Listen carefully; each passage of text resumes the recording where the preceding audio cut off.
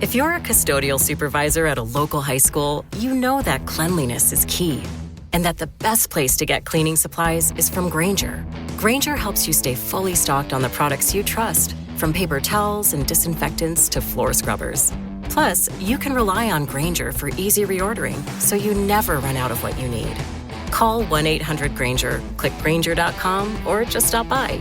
Grainger, for the ones who get it done.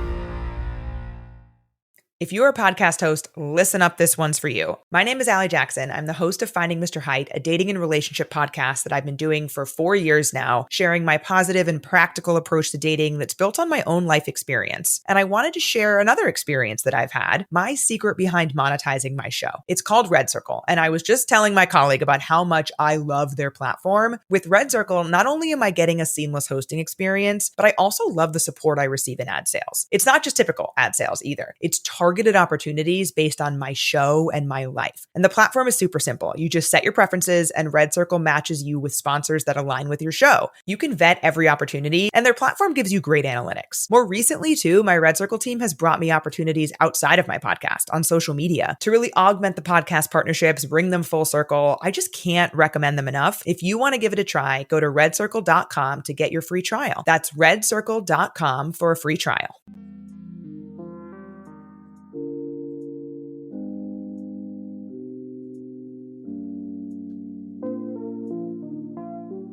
Folks, we're back. We're back.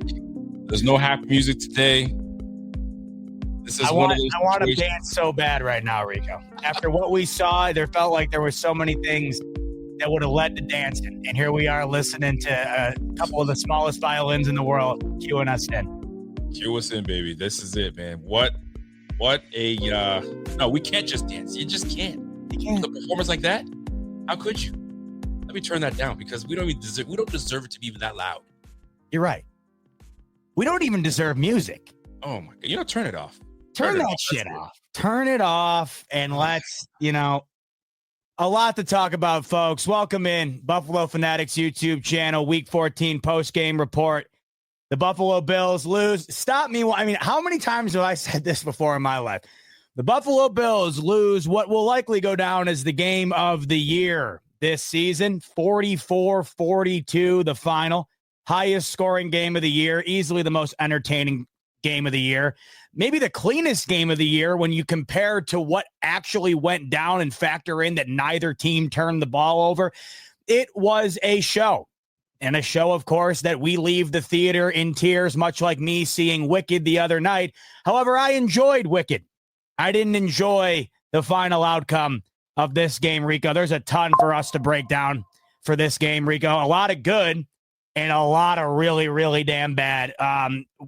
Initially here, where you at? Because this is where I'm sitting at right now, Rico. Mm-hmm. Talk to me. Oftentimes, what do you constantly hear in the media? By the time Thanksgiving rolls around, we know what a team is.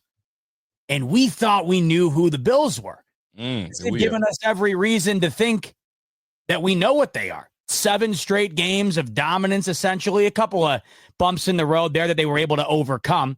6 games within that stint there of 30-plus points. And they hadn't lost outside of a 2-game road stretch back in late September. So there was no reason for you to think you didn't know who the Bills were. Today, we are now going into the second week of December, and it felt like, at least defensively, I had no idea who those Buffalo Bills were. Well, it's funny because we know who the Buffalo Bills are. They showed us today what they're about because we've seen this type of performance happen in the playoffs. We're far too familiar with what Josh Allen can do when he knows the game is on the line and my team needs me. But time and time again, the defense doesn't come through. And today was no different. And it was a stark reminder of how much work we need to get done. And it was a stark reminder of the blemishes we have on this defense. It had me looking at Rasul Douglas a little different. It had me looking at DeMar Hamlin a little different. It had me looking at Taron Johnson a little different. And there were moments in this game where I'm screaming at my TV. And I'm sure we'll get into it in this show, but my goodness, there are moments I'm screaming at McDermott. I'm like, why did you make that decision? There are moments that I'm screaming at my screen saying, how is Josh not allowing, time for the fall just to float instead of, there are so many questions I had, but this defense, let me tell you something. On the play where there was a blatant false start. I don't know if you saw it. Who didn't? Who the hell didn't? Blatant false start. But here's what irks me. A blatant false start. Listen, if I'm playing ball and somebody fouls me, I'm not going to stop and say, oh, he fouled me and go to the line. I'm still going to try to follow through and try to get the and one. Here comes the flag. You have my guy Von Miller pointing at the lineman to say, hey, he went offside instead of doing his job. Quentin Jefferson didn't hear the whistle. There was no push. You gave Stafford, which is red hot in this game, free reins to throw the foot. Unbelievable. We couldn't tackle today. Tackling was atrocious. Here's what's crazy, right?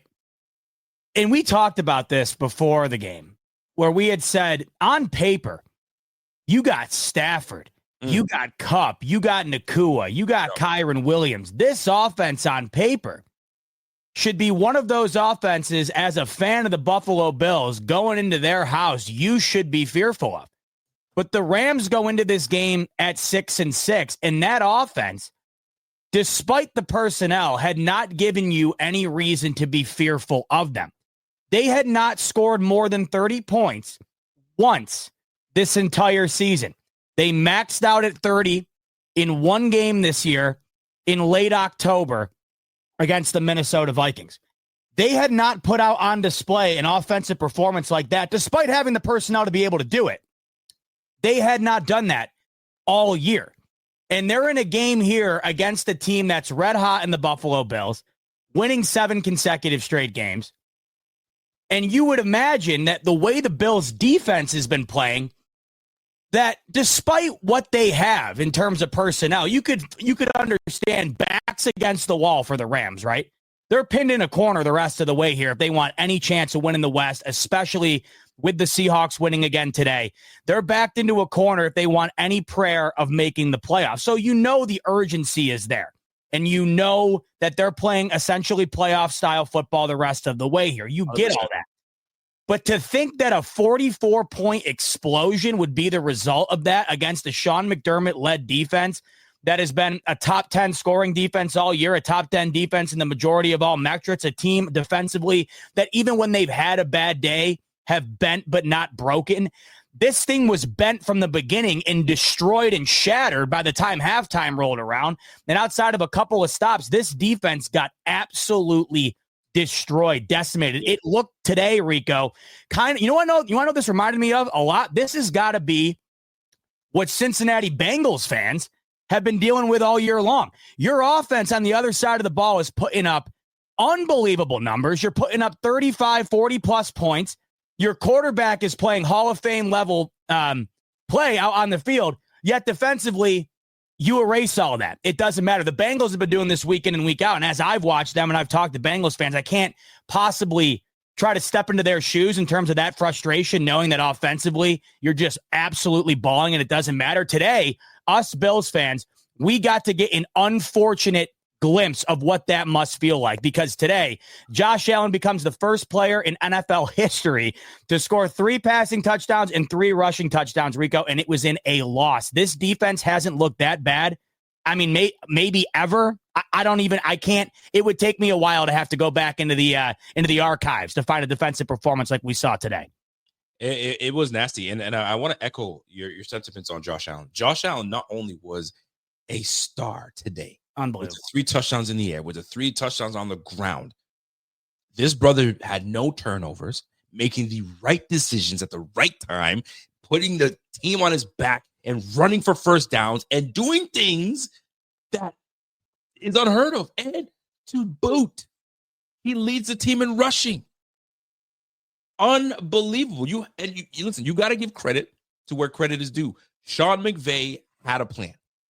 The plan was to keep that guy on the sideline as much as we can. And it was indicative with the 38 minutes of time of possession. 38 minutes of time of possession. They kept that ball in Stafford's hands. And I don't blame Coach, because they did not want to give that football back to Josh at the end. Thus, the reasoning for going for it on fourth. Oh, kills me. Because we know if we got that football back, dynamites. You want to talk about that sequence right there? I mean, we got a lot to talk about, folks, so strap in. We're only 10 minutes in, nearly 2,000 of you in here. We appreciate you joining us after that type of loss. Although it is these type of moments where it feels like we all need to join together the most, because there are a lot of frustrations to air here on this episode. Do you want to talk about that sequence right now? Do you want to do that later? All up in it. All right.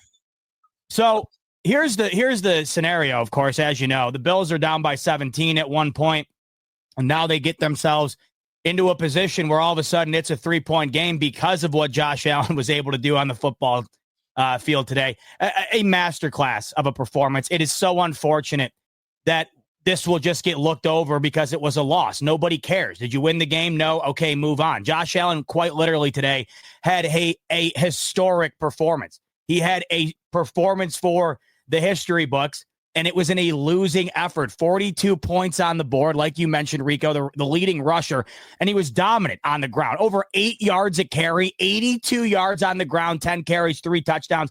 I mean, that's a Derrick Henry, Saquon Barkley type number. Not to mention 342 yards through the air, 3 touchdowns, no turnovers. The dude was absolutely balling. And the defense could not stop a nosebleed, and that's putting it lightly. That is putting it as fair as I possibly can. Despite that, the defense finally gets an opportunity because of what the Bills have done offensively that they had created throughout that game. So it comes down to a moment where the Rams are nearing field goal territory, okay? And it's third down. Stafford rolls to the left side of the pocket. The Bills get the stop, and there's a holding call. And Sean McDermott's got a decision to make. Do we accept the penalty and move them back and repeat the down, which would then be 3rd and 17? Correct. Or do we decline the penalty, force them into 4th down, 4th and 7, and leave the decision up to Sean McVay as to whether or not to go for it or kick a long field goal? Let's start there. McDermott decides to accept the penalty, moving the Rams back 10 yards to 3rd and 17. Did you like the decision to accept the flag? Hated it. And I'll tell you, my wife is watching me. She likes to get me at inopportune times. She caught me yelling at the TV screen saying, decline, force them into a 4th and 7, because 4th and 7 is still a tough position. Take the field goal where you're nice and close. Just decline, McDermott. He accepts. And I understand it. You accept, but here's the deal. Your defense hasn't done anything all day. You accept something like that when your defense is cooking, but your defense was getting cooked. Puka Nakua was all over y'all. Oh, my God. Decline that thing. Decline it. And give the ball back to Josh Allen. So you're under the assumption if they do decline it, McVay does not go for it on 4th and 7? This is where things get dicey. And I'll let you jump in on this because I don't want to take all the shine here. But no, go ahead, because it's all part of the decision. Of course, it's all part of the decision. Here's the thing. So if McVay is sitting there wondering, okay, what is Sean going to do? Now let's put ourselves in Sean's mind here. Yeah. All right. Because that's what you got to do. What's Sean thinking? Because I got to make the decision here. Right. Mm-hmm. I'm consulting my guy upstairs. I'm consulting the guys around me, but ultimately this falls on me. What do I do here? All right. 3rd and 17 is a big chunk. So if he's thinking if I move them back, it puts them potentially out of field goal range, or makes it into a very uncomfortable field goal range, right? If they get an incomplete pass or whatnot. I'm thinking of that if I'm McDermott. Then I'm thinking, okay, let's just say they run a screenplay, which I think is going to happen. We stop them.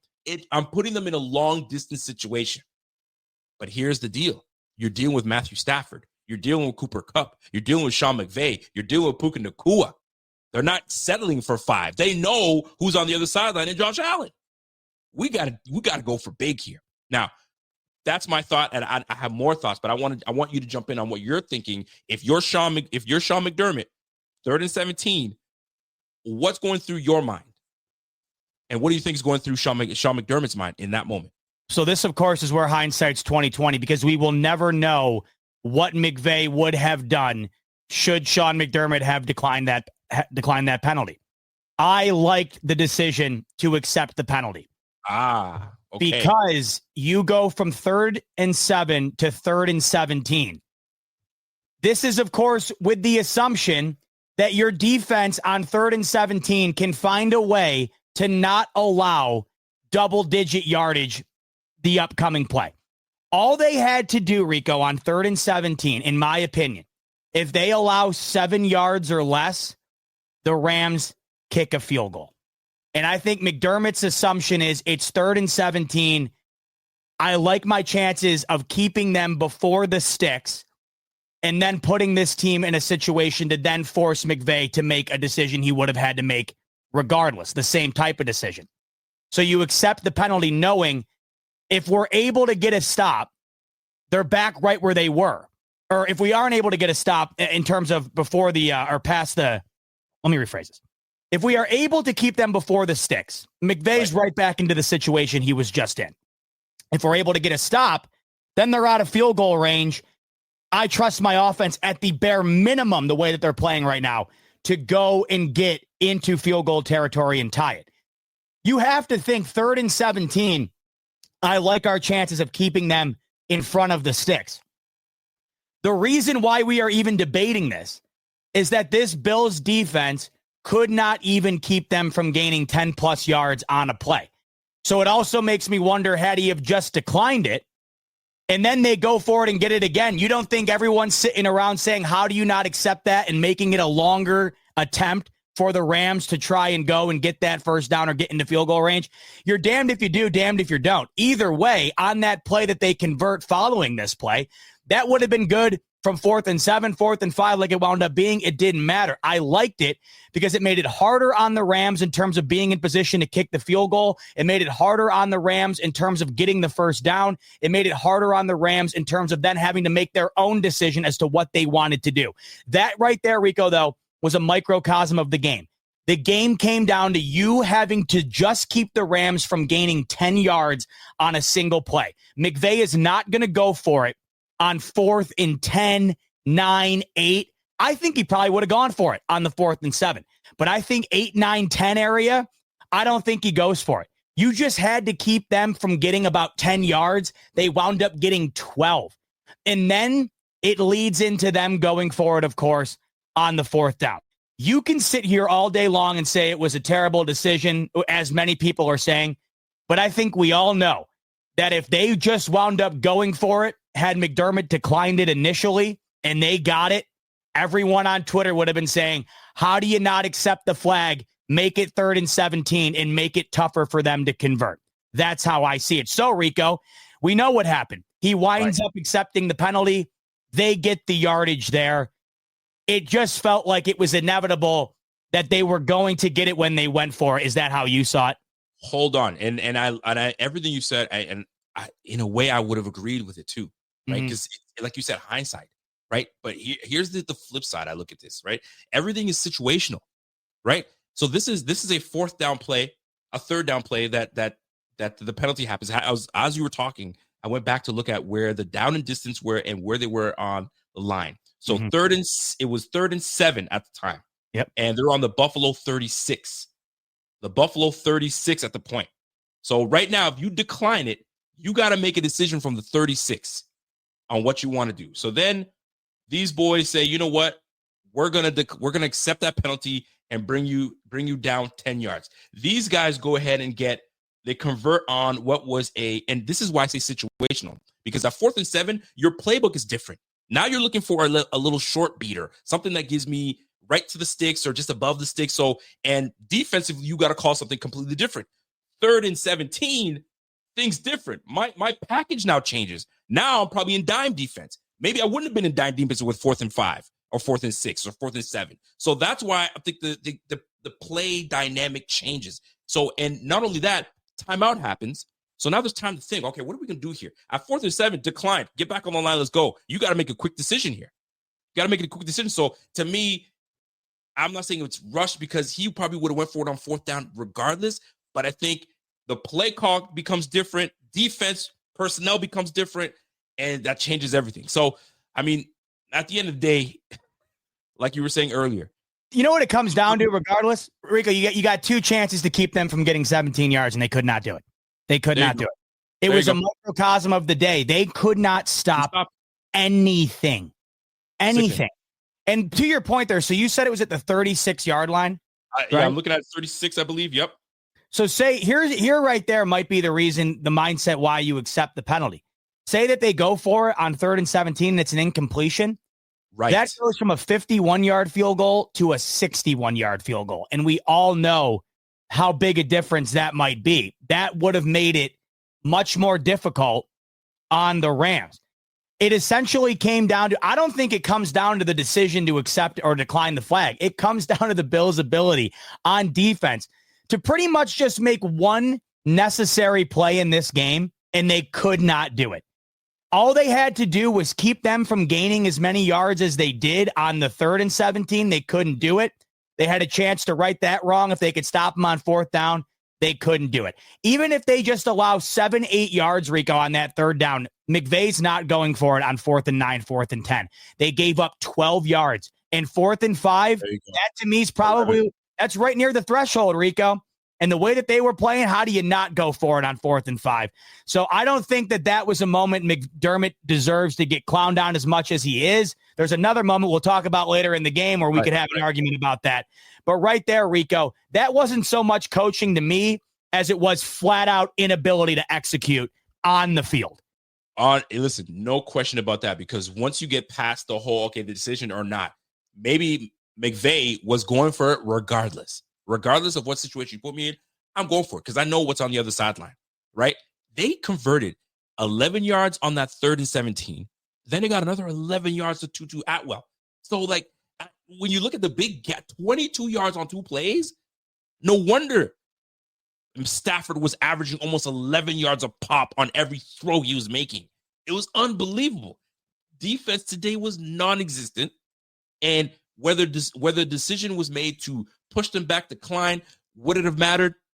Probably not, because the way that these guys were rolling at one point, I don't know if you realize that at one point, the Rams on the season are a 32% team on converting on 3rd downs. At one point in this game, they were 11 for 12. Yeah.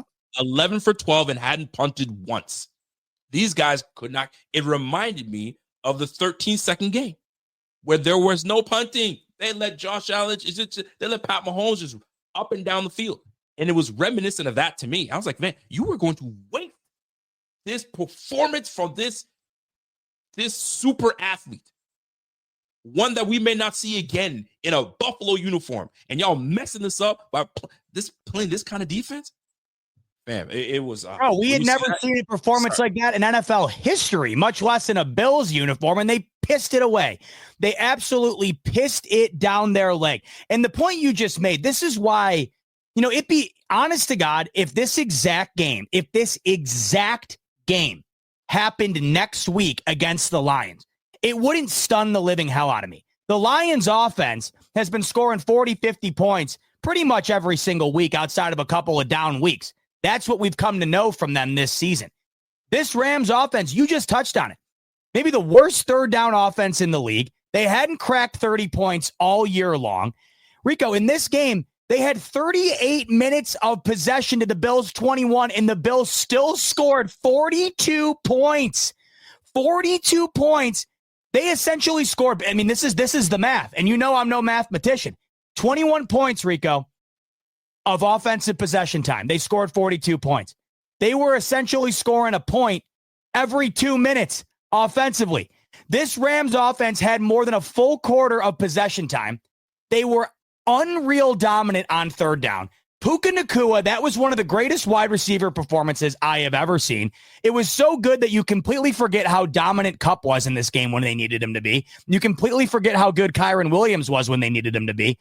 This would be way different to me, Rico, if the Lions had done it because you could somewhat expect it or at least justify it. This is a Rams team last week against the damn New Orleans Saints who fired their coach midseason. They had 0 points at half last week against the New Orleans Saints. This is a Rams team that could not score one single touchdown against the Miami Dolphins. They had 24 points at half. They finished with 44 points in the game. This had just as much to do with how bad the Bills defense was as it did with how great the Rams offense was. And not taking anything away from the Rams offense because they played terrific. But this Bills defense did a hell of a job making sure that that terrific performance wound up resulting in a W. This loss, it made me realize, and in the fashion that we lost, it made me realize how much this defense leans on Josh Allen time and time and time and time again, every time. Josh is normally the ones, and this offense, I don't want to just put it on Josh. Josh is normally, and this offense are normally the ones setting the tone, getting up there and scoring and getting up 7-10 points, allowing the defense now to get after that offense. In order to do that, Josh has got to put the points on the board and get this offense rolling. This wasn't the case this time. So we were behind the 8 ball by allowing these guys to march right up the field and score and put 7 on our asses right off the bat. Then we match it. Then that block punt happens. And now you're almost behind the 8 ball twice because now you got a special teams touchdown and you have these guys coming back and trying to put offense on us. There was one point we were down 2 scores. We're like, golly, what is it? 3 scores. 3. And they still wound up finding a way to make it the game that it was. Rico, all they needed, they just had to stop them on that 3rd and 17 and that 4th down.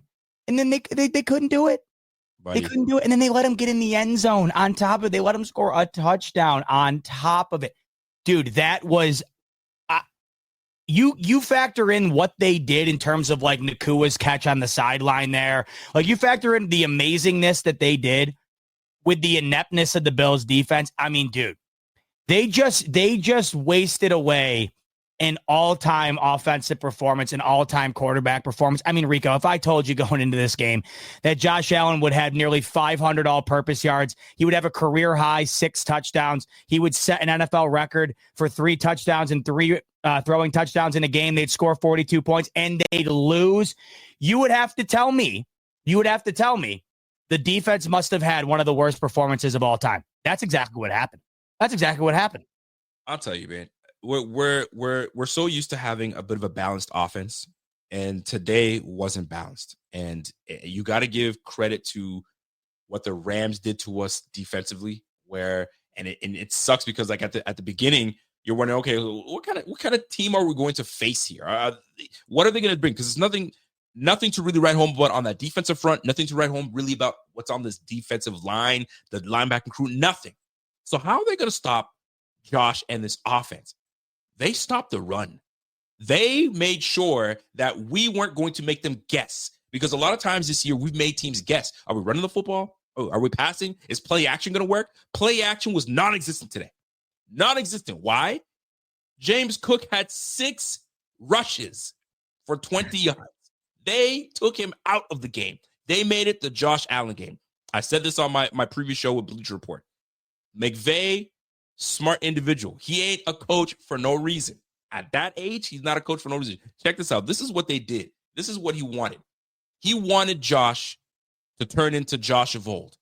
The good thing is Josh has matured so much, he's not going to fall for that. But McVay was like, we're going to take away the run. We're not going to allow them to have that because we're up now. So now he's got no choice but to break glass. And when Josh breaks glass, he becomes sugar high Josh, where we don't know what's going to happen. So guys, stay the course. He's going to give us one. Never did. But here's the problem. We never went back to trying to establish the run because we were just playing catch-up mode the whole time. But had we figured out some way against this defense that's not supposed to be great, I just couldn't fathom how they were able to just take that away from us. And it sucks. 6 rushes? 6 rushes. Josh Allen was your guy for 10 for 82 for crying out loud. So what they did today was made us very much one-dimensional and allowed them to pin their ears back and just go ham.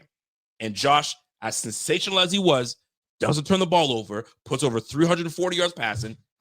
Sensational performance, yet we fall with an L. Unbelievable. Yeah, this is why I've said that I'm more fearful of like the Ravens and almost anybody else in the playoffs, because if you have an offense that can do that, it's either Josh Allen has a career performance or he doesn't in terms of your chances to win. And even today, you could not have had a better performance. The only mistake he had was missing Shakir on that throw over the middle. And it's like, how am I going to sit here and pinpoint on what Allen didn't do in that game when he wound up having one of the greatest performances in the regular season maybe we've seen, right? So when you face a team that has the offensive capabilities of the Rams, you're going to see it next week against the Lions. And if this happens again in succession, then you're going to have a pretty good idea of what this is going to look like come playoff time, and it's not going to be good. The only way that they can take this sour taste out of our mouth is to find a way to right the wrongs next week against a team that is essentially this Rams team offensively, but they execute at a much higher level and been doing so all year long. That right there, if you see that today, I mean, I don't know how often you're ever going to be able to win a football game when your defense gets decimated the way that they did today. You got to understand, if you don't have Josh Allen in that game today, the Bills lose that game like 44-17. The only reason it wound up even being what it was is because you quite literally got maybe the best quarterback performance of the year from Josh Allen and the Buffalo Bills, and it still did not matter. I mean, credit to the Rams, of course, but oh my God, Rico, I never in a million years saw that coming defensively.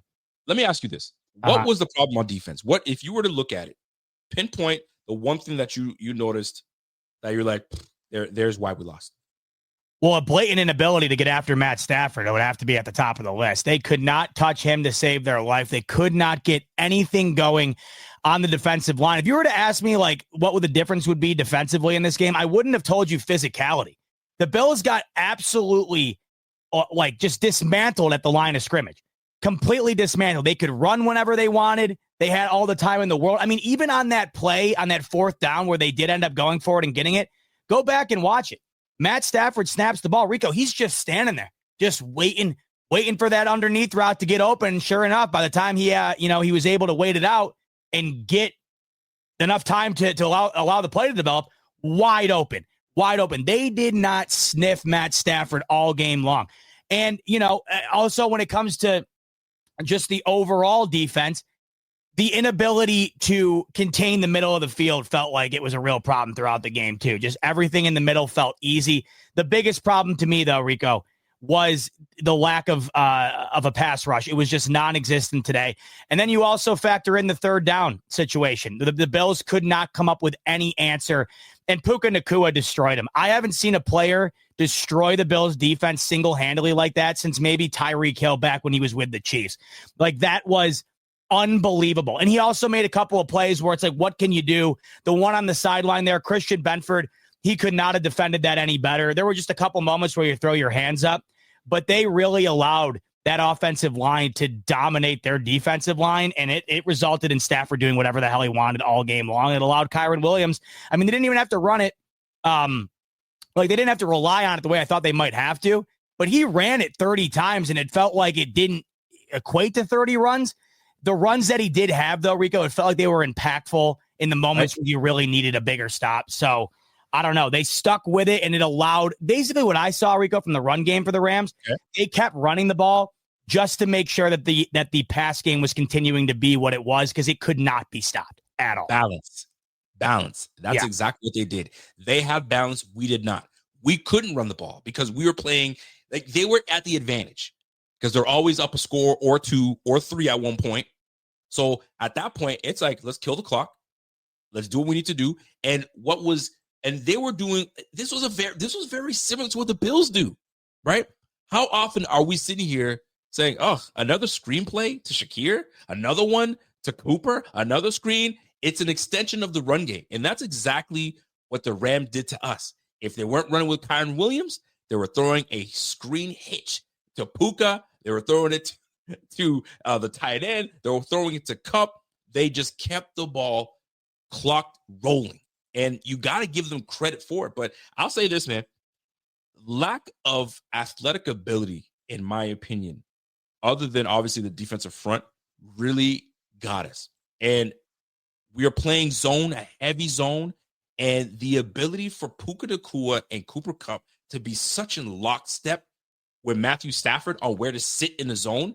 They ate our zone up all day. More specifically, Puka Nakua, 14 targets to Puka, 12 receptions. He just knew where to be. And the catches he were making, they weren't just sideline on the bro, tiptoe, grab over here, unreal turnaround. This guy was absolutely too much for our defense. But I'll say this, I go back to the defensive backfield. Lack of athletic ability. And you wished someone like Kyer Elam would have gotten it all together and become someone on that team where if we needed to go man, all right, we got someone that can. Because Rasul Douglas, if we dared go man, we're eating up. These guys run routes too well. So we had no choice but to remain in zone, and all they did was eat up the zone. It was just a matter of time where if this defensive front can get some kind of pressure, maybe we have an opportunity somewhere. And near the end, when Josh put the freaking team on his back and started rolling, there was a little bit of juice to the defense. And then we started getting some stops. We're like, it takes Josh Allen to get these boys going. Holy jumpers, here we go. But golly, the lack of athleticism on the back end, DeMar Hamlin being one of them, Rasul Douglas being another, Taylor Rapp had some moments where he's missing tackles left, right, center. The man almost took out his own freaking corner in Rasul Douglas by closing his eyes. And but when you have good receivers on the other side, it frustrates you. It frustrates you like crazy because you know how good this offense can be. Like we literally, what's going to happen is we're literally going to say, Josh, sorry, bud, we need you to go for it on fourth down.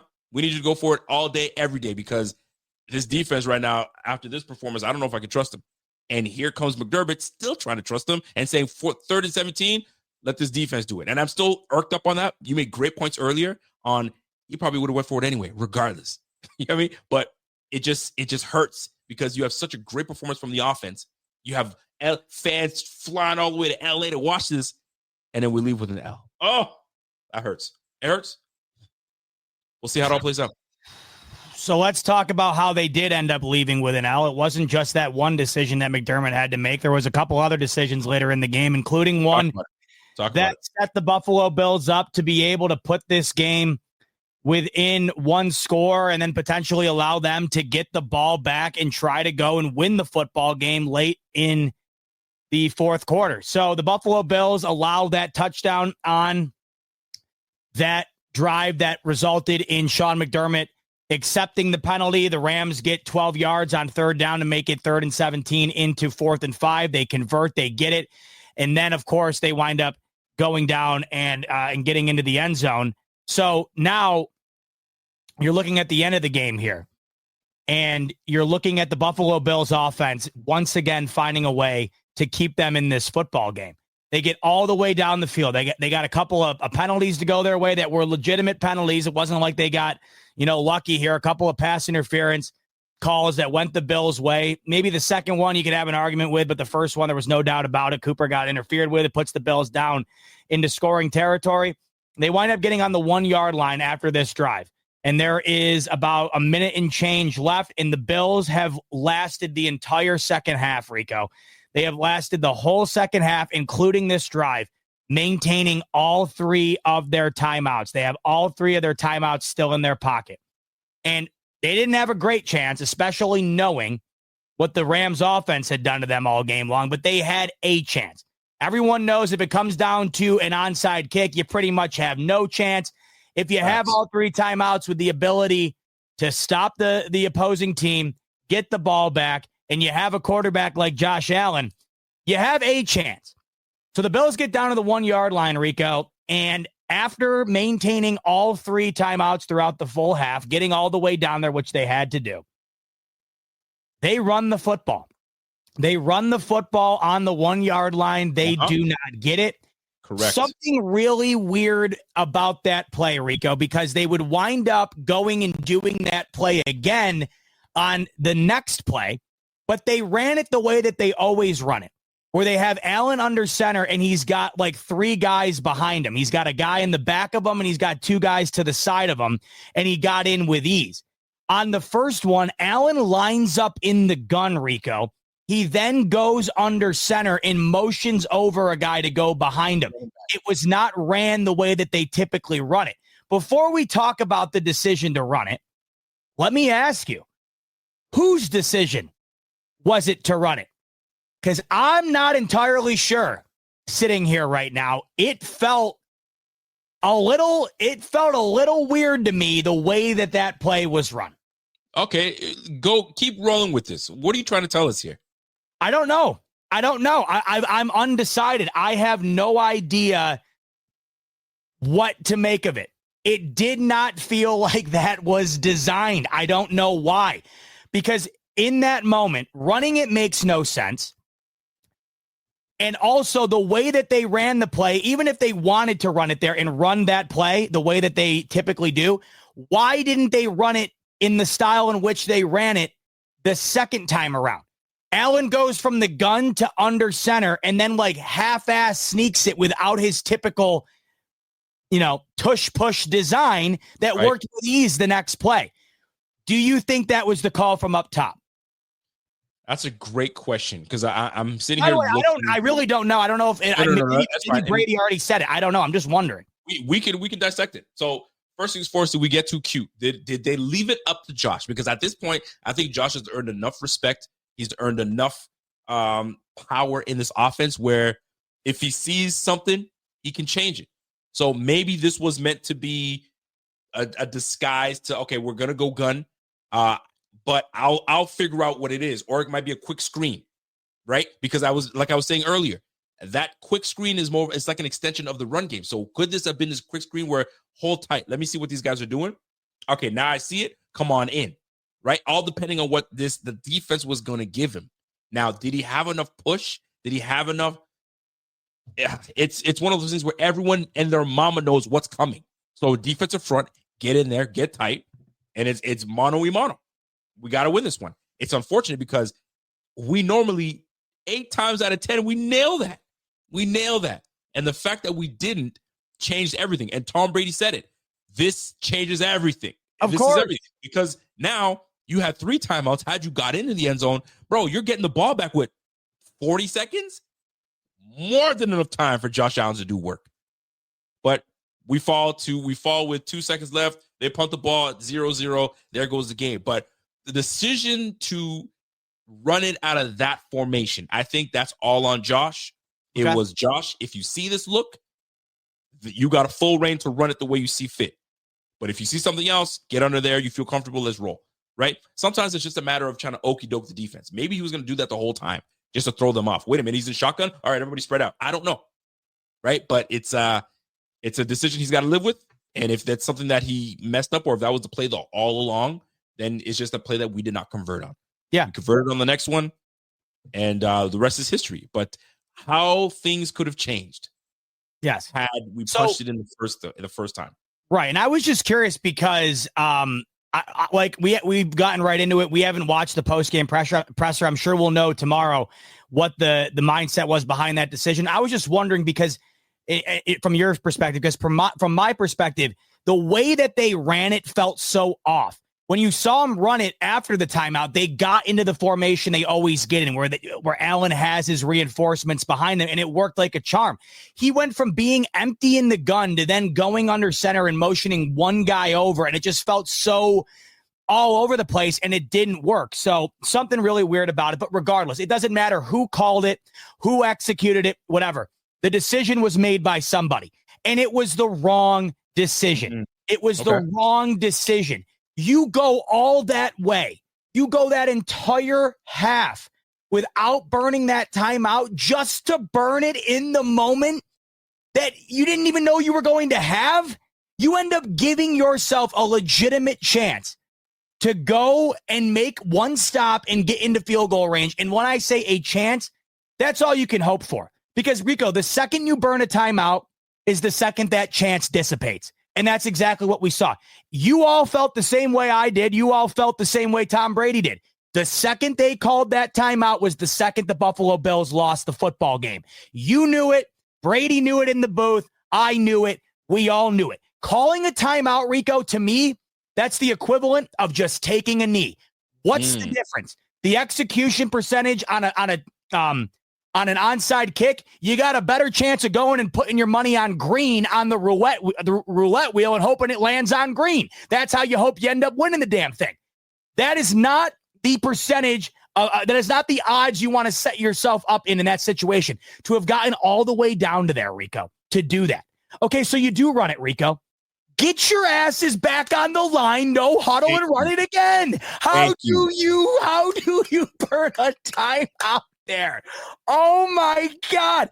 There are some things, Rico. Listen, coaching this game is very difficult. It's not easy. I've never pretended like I know anything more than the next guy. I know damn well you don't take a timeout there, Rico, no matter what. Would the Bills have won it, Rico, if they didn't take the timeout? Probably not. But give yourself the damn chance. You already got all the way down there to earn it. And you're going to take the timeout and end the game right there, Rico. Oh, my God. Talk me through it, Rico. Talk me through where you're at. Well, here's the deal. What it comes down to at the end of the day, too, is there's so much going on with decisions to be made, down in distances, and so on and so forth, or personnel. I'm just reading something that took place, and to kind of lend into what I'm saying, there was a point where the Rams punted, and I guess one of the questions in the presser was, why didn't you guys at least attempt to block? You'll never understand the response that was given. There wasn't enough men on the field for us to get into punt formation. They had 9 guys on the field. 9. Once again, can we emphasize, this wouldn't have won or lost them the game. It's just, how are you doing this? How? It's the little things. It's the little things that add up in the end. And it's unfortunate because when you look at the flaws of this team, I mean, let's keep it real. We all know what the flaws are on this team, but we also know the strengths of this team as well. And right now, Josh is the guy that keeps this thing together, keeps it rolling. But there are moments, man, where it makes you wonder, like, fam, do we have it? Now, are we overreacting? Is this one of those games where, like, fam, we put up 42 points. We rarely allow teams to put up over 40 on us. This rarely happens. This just happened to be a team that had their backs against the wall, and they needed to try anything and everything. And we just happened to be the team that had to be on the brunt of the other end of it. There were things that felt like Puka Nakua catching the ball on the sideline, tiptoed just inside. Like, there's nothing you can do about that. That's just great football. So sometimes, listen, Cass says we're 1,000% overreacting. Let me answer that. Jump in on there. Because it's fair to think that we're overreacting. I don't think Rico and I are sitting here saying that the Super Bowl the window to the Super Bowl just got slammed shut because of today. I think this is a fair reaction. When I just watched the quarterback of my football team put up a performance that they'll be playing in Canton someday, and he winds up losing the football game because the other 11 guys on the opposite side of the field allowed 44 points to a team that hadn't cracked 30 all year, allowed an unbelievable third down conversion percentage to one of the worst teams in the league in that department, a team that got absolutely rolled over in every facet of the game when it came to the defensive side of the ball. This is the frustration that you absolutely have to have within you after you watch what Allen puts out on the field and it results in a losing effort. I think it would be an overreaction to say that what you saw from the Bills today will wind up being the reason why they don't go on and have a successful playoff. You can't hone in on one game and come to that conclusion when they've won 7 consecutive games going into this. But you can 100% be beyond frustrated, beyond pissed off when Josh Allen just puts up 6 TDs on the board, Rico, and you lose. If you're not frustrated after that, I don't know what would get you frustrated, truly. I'll say this because it's not about, I'll say this. Let me ask you this. Mm-hmm. Okay. So you hear Cass saying, listen, man, you guys are 100% overreacting. Does this give you a reason to worry about when the Bills go to the playoffs, when you have performances like this? Does it make you say, holy crap, I thought this team was far different than I from what I saw today. Was today to you an anomaly, or is this something that we might see this mess happen again? So I'm worried. So does this performance today make you worry for when we do hit the playoffs against teams that don't necessarily make errors like today for the Rams? I think I've been pretty steadfast on what I've thought about these Bills in terms of my concerns for them. And this was one of them. It was if they get in a position where a team that can establish the run early and get a lead on them early, and then offensively can keep pace with Josh Allen, that's where my concern comes from. That's why all year long, despite the Ravens struggles, I have said that's a team I don't want to see, because I don't think that the Chiefs offense right now can do what the Rams just did. I don't think the Chargers offense can do that. The Steelers have showed their capabilities of doing it, but I don't know if they can do it to the Ravens level. I would like the Bills' chances in that game better than the Ravens. It's why when we talked about what's the remaining loss on the schedule for the Bills, I immediately honed in on the Lions. It's not because of Josh Allen and their inability to put up points and their inability to compete. It's because I feel like against a top-tier offense, this is where the struggles might be shown. I didn't think it would be like this, though, Rico. I mean, I understand losing game. Like, I always thought the Bills were going to lose at least one more game. I had penciled that in. I didn't think that their defense was going to allow 44 points and they were going to allow 3 different players to have all-star, really 4. Puka, Kyron Williams, Matt Stafford, they all had major impacts on this game. Yeah, I think today, Rico, you saw that if you can have success on the line of scrimmage, then offensively, I mean, you're kind of set up, because if you can't get after the quarterback, and we're going to see it again this upcoming week, Jared Goff, you saw it against the Packers this last week here. They could not touch Jared Goff. He stood in the pocket all game long, and they just went up and down the field offensively. When you have guys like Puka and Kupp, similar to how the Lions have Amon-Ra St. Brown and they have Sam Laporta, and they have the best running back duo in the league, kind of like how the Rams have one of the better running backs in Kyron Williams. Stafford and Goff's game are very similar to some degree. Yeah, there's some concern there when you can't get after those type of guys who have the weapons to take advantage of not being pressured. 17's always going to keep you in the game, man, but today was a great example of even 17 with the most amazing performance you've ever seen can't overcome domination like that on the other side of the ball. Let's also keep this in perspective, because I think we're putting this all on the defense. We're putting this on Josh. And when I say putting it on Josh, meaning Josh is the only. I can't get over the fact that we were not able to run the football today. I can't get over it. The Rams are not a team that historically stopped the ball runner. I mean, weren't we just talking about how Philly that put up 255? He put 255 yes. on them. Barkley put 255. Alvin Kamara put 112. How could we not figure out a way to balance and help this team all together? Right? We put the defense back on there, and this is no excuse for the defense because they were poor. But 38 minutes, long drives. Well, these boys are gassed. So this is where we got to find a way to run the football. 6 touches. That's unreal. Unbelievable. See, but to me, though, don't you think that was because of their inability to establish it based on how many points were being allowed on the other side of the ball? I don't think they had the luxury to try and establish James Cook's day today. Listen, we were in the same position when we were up against the Cardinals, and we still did not give up on the run. We didn't give up on it. And that was one thing that Joe Brady has done this year, where he doesn't quite, and we applaud him for it, where he doesn't give up on the run. He always tries to establish runs to kind of keep the defense guessing. At this point, they knew he's passing, and if he's not passing, he's taking off. The guy is just an unreal player. Josh Allen is just a freaking unicorn. The guy is nasty that way.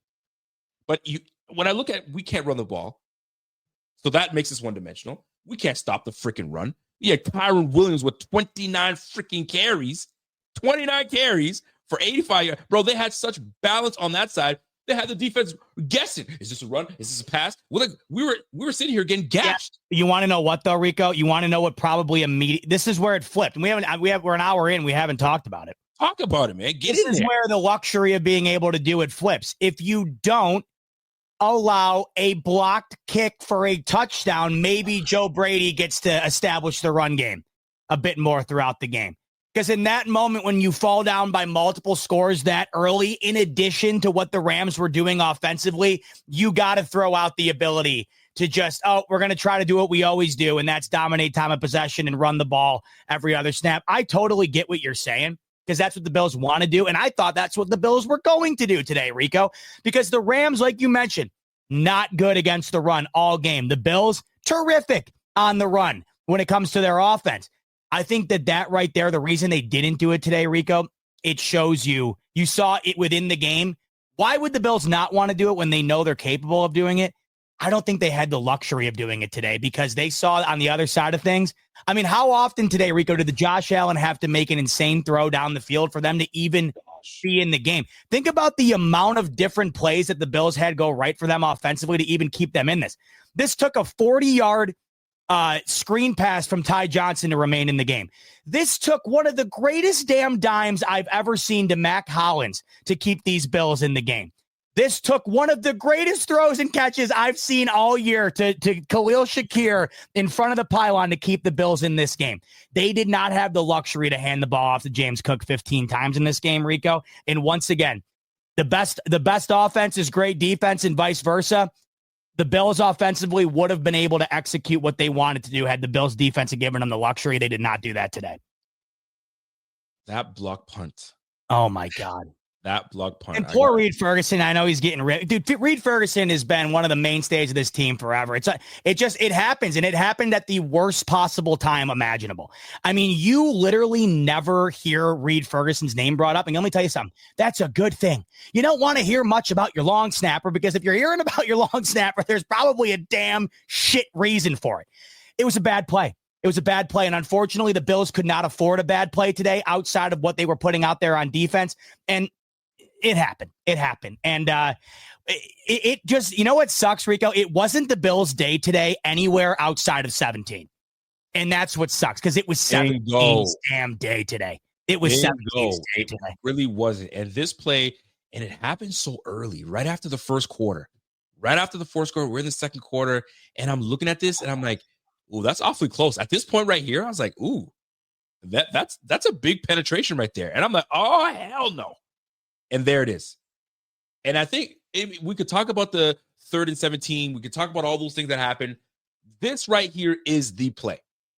This right here is the play that made the difference in all of this game. 3 phases of the game. Problem here is we had 1 phase show up and 2 failed us. And I don't care how you want to look at it. Oh, it's just 1 play. That 1 play was the difference. Exactly. This is a game today, Rico, where you can't just say, it's 1 play. It's like Bills Chiefs 13 seconds. No, you can't just have the 1 play. You can't, because the game is down to 1 play and you messed up the 1 play. And that's the deal. We can talk about all the decisions being made, because that play doesn't happen, the whole game changes. Yes. Matthew Stafford isn't a hero, or Puka Nakua isn't, because now it's a different ballgame. But you gotta give credit to that player. Hummel, he absolutely bulldozed Reed Ferguson. And Reed Ferguson is usually stout. This happened to be the day that he wasn't. Now, did special teams see something and it just happened to be that way? It just sucks, because now you got, instead of Josh comes out there, we're 7-7, 10-7 at this point. And we're about to get it boggles me, because you're sitting here looking at this play and you're just like, okay, let's settle down. I know how it all goes. The first 15 plays script is out the window now. So now we're about to get into football. Now we're about to play chess, and the block happens. So now you go from 10-7 and playing ball and playing tight, because everybody's got to make sure that they're doing the right thing, and you can't really take much chances when the score is tight. Now you're 17-7. You're like, oh, what's going on? Bills down 17-7. This is weird. 24-7. What the heck's going on? Bro, it got to the point where when you go back and you can do everything you want to look at, we didn't run the ball well. We dropped the football here, or we did. The freaking block punt is the play. It's just what it is. And it sucks. We just got to deal with it. There are a little plethora of little things that did happen during the game, but when you want to look at it, There's the difference. Look at the score, 44-42, right? That game is 42-37. Take away that one, but you can't. That's just the way things go. And what's Mike saying? Mike said, Rico, that's why we didn't run the ball tonight. I mean, I think that's a major reason. I mean, because the Bills just don't fall down by 10 like that early on here, you know? But here's the thing, too, though. You still have to maintain some kind of balance. And we've said this before, and we've said it multiple times, how there are moments where Brady can be very predictable. Very predictable. And McVay and his staff figured us out of when we want to run the football.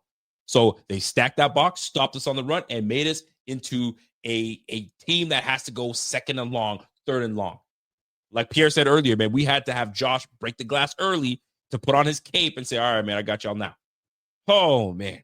So let's clarify something, Rico, because a lot of people in the comments are saying that we are making an excuse for this loss on that block punt. There's no excuse.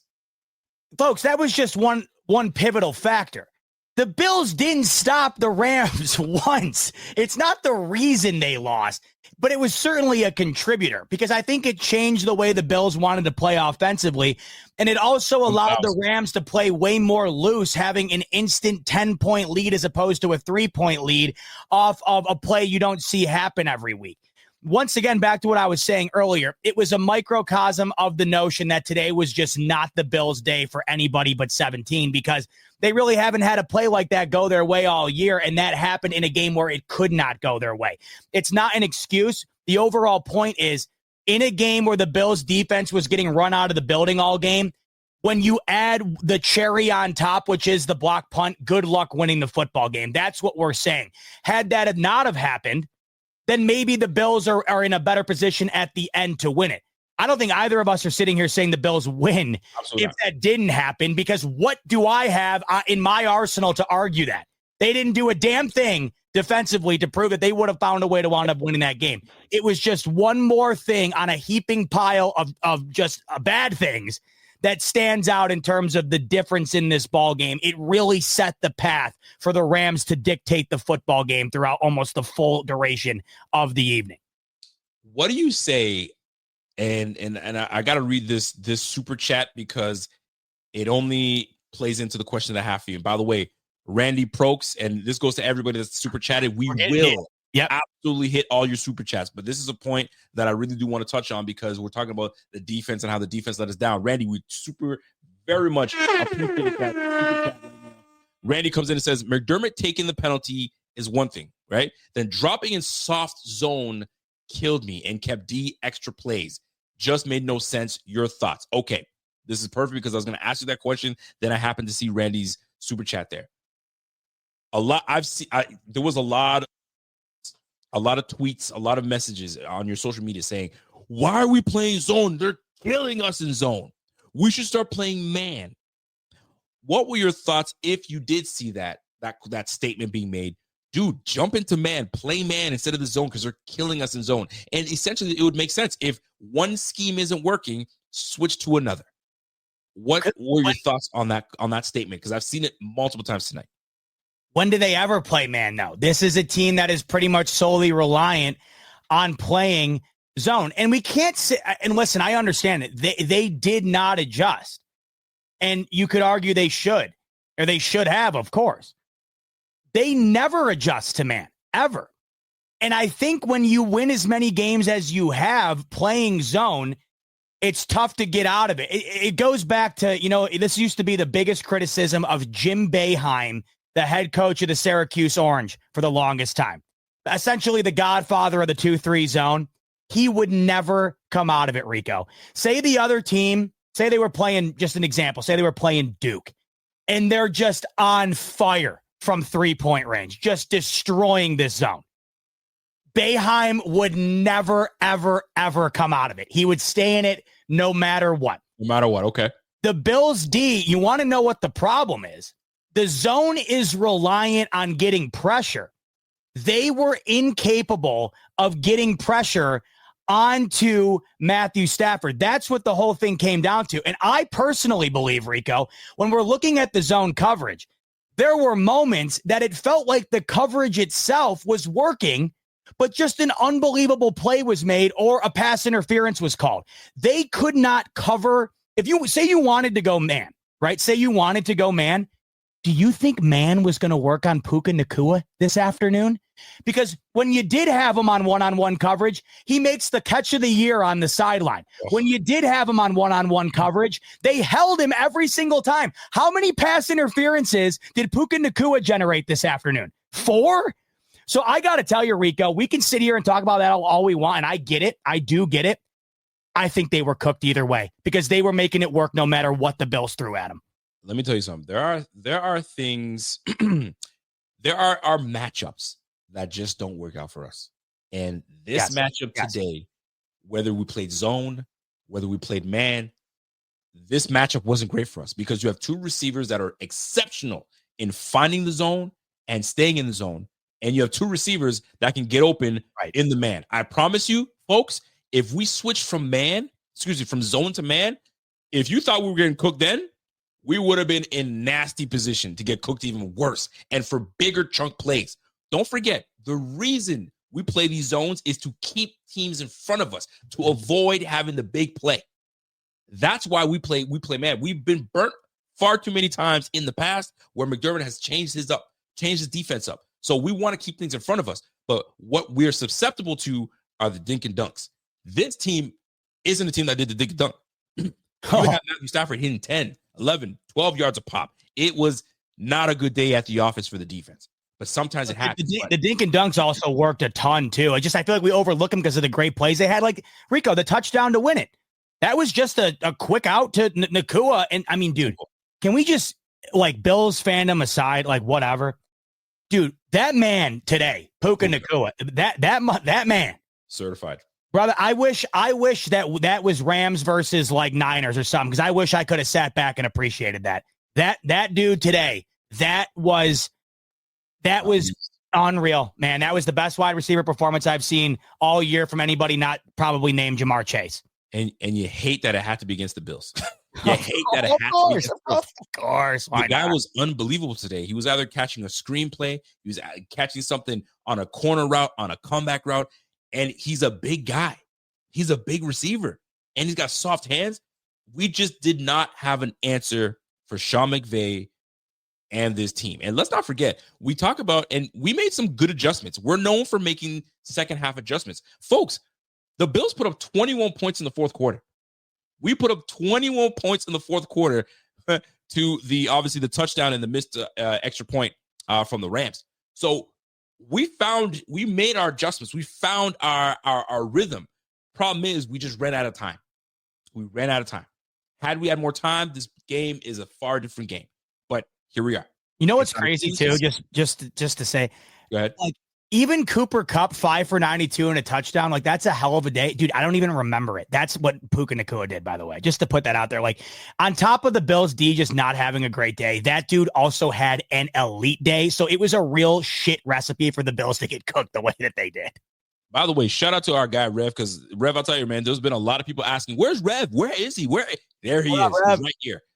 Welcome back, Rev. Now, Rev is saying the adjustments the defense failed to make was to double Puka Nakua. Now, you double Puka, you know who you're going to deal with. You're leaving somebody one-on-one with Cooper Kupp. And it's not just that. Who's done well when they've done that to the Rams this year is Tutu Atwell as well. Like they got guys.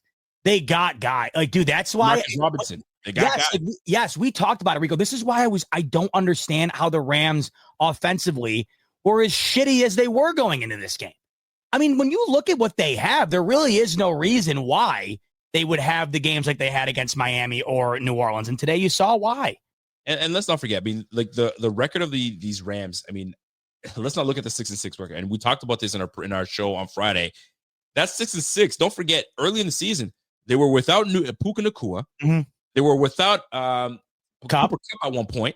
Yep. So they were just hanging on dear life until these guys can both come back healthy.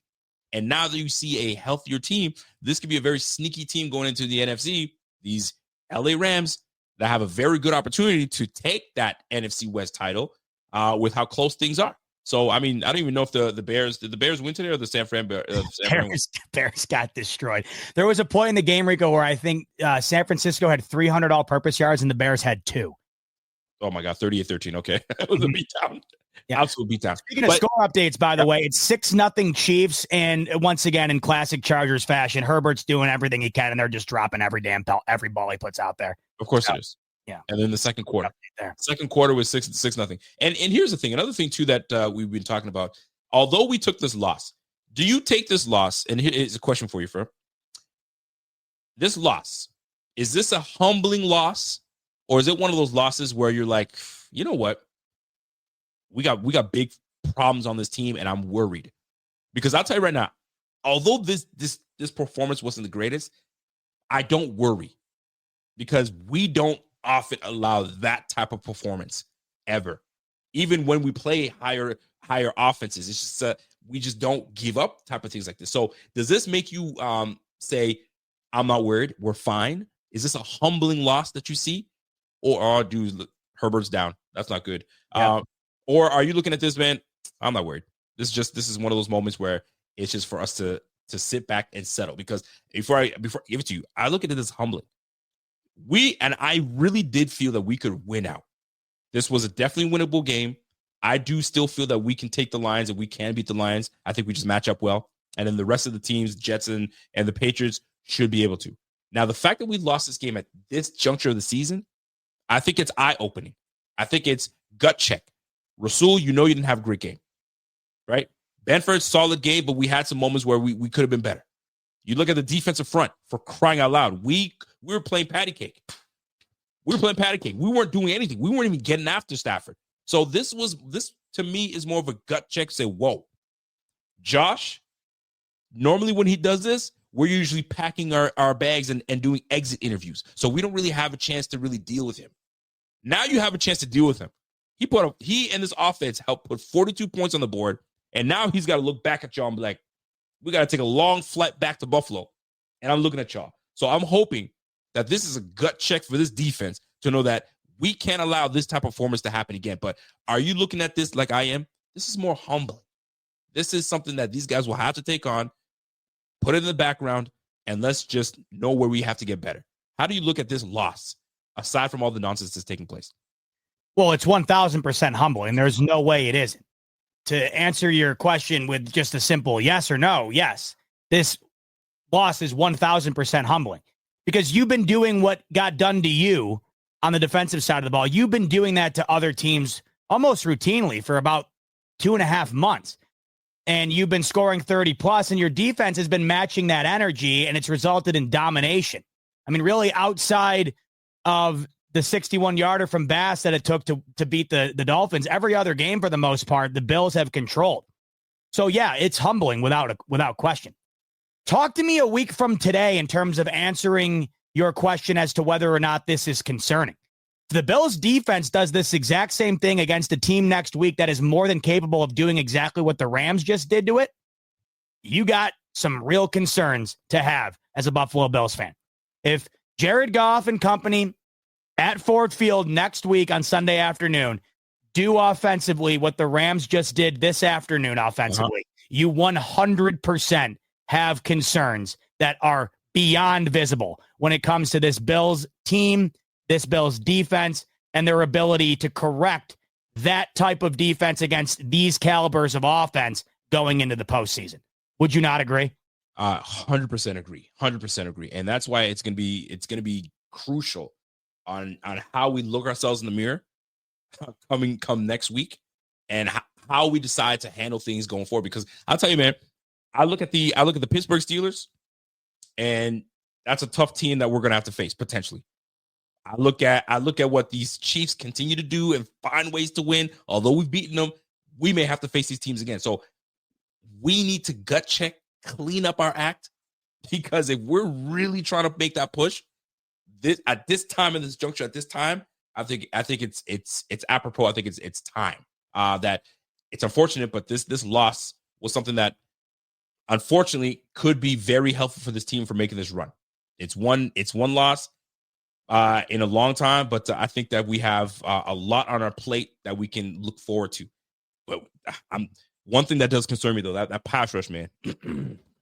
Well, the concern all year long has essentially been the D-line's ability to impact the game, whether that be shutting down a running back like Derrick Henry, or whether that be getting pressure and shutting down a passing performance like we saw out of the Rams today. Now, next week, Rico, say the Bills, say they still lose to the Lions, but they lose 26-23, and the Bills D made a couple of stops. I'd be more willing to say that today was more of an anomaly than it is a concern heading into the postseason.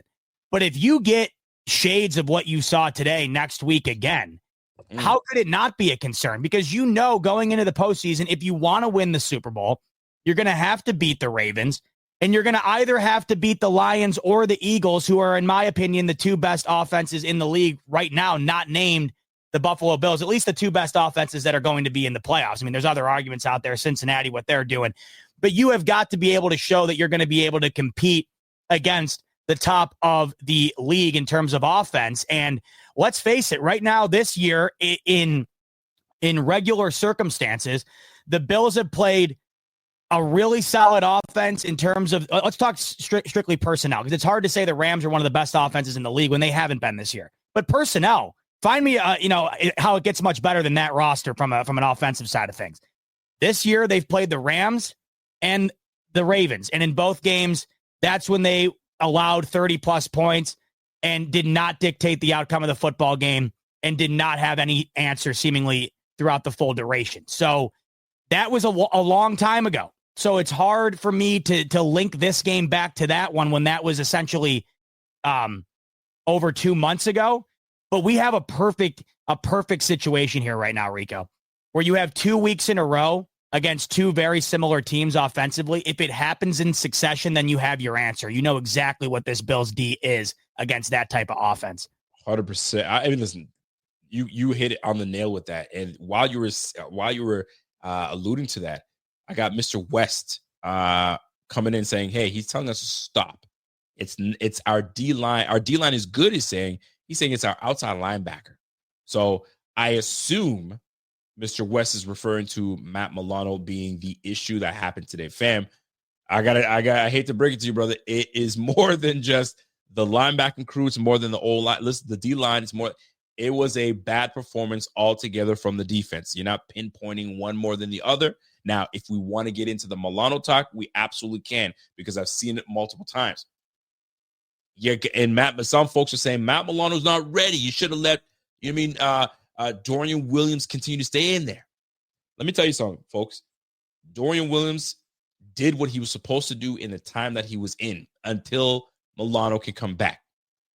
Let's not mince any words here. Milano is the better linebacker because what he does in the pass and what he can do once he's completely healthy, what he can do defending the run and getting out the quarterback. Let's not pull any punches. It is what it is. Is he 100% ready? Is he going to miss a few things? Of course he is, like anybody else does. But this was a total team loss. Defensively, they dropped the ball. All of them, all 11 dudes helped drop the ball. I mean, how many times did we hear Ed Oliver's name? Not until the end, which was he was starting to get some pressure, but all game long, not a peep. So this was a total letdown from the defense, and it's unfortunate that it happened in this moment. But it's something that we've seen this before. We just got to make sure that it's happened now and we fix it. Now, I do want to jump into Josh Allen. Josh Allen had a presser earlier today, and they asked him a question about the fourth down and the timeout and the sneak. Let's have a listen here. Let me just share my screen here, and you guys have a listen, and you guys tell me what you think about this.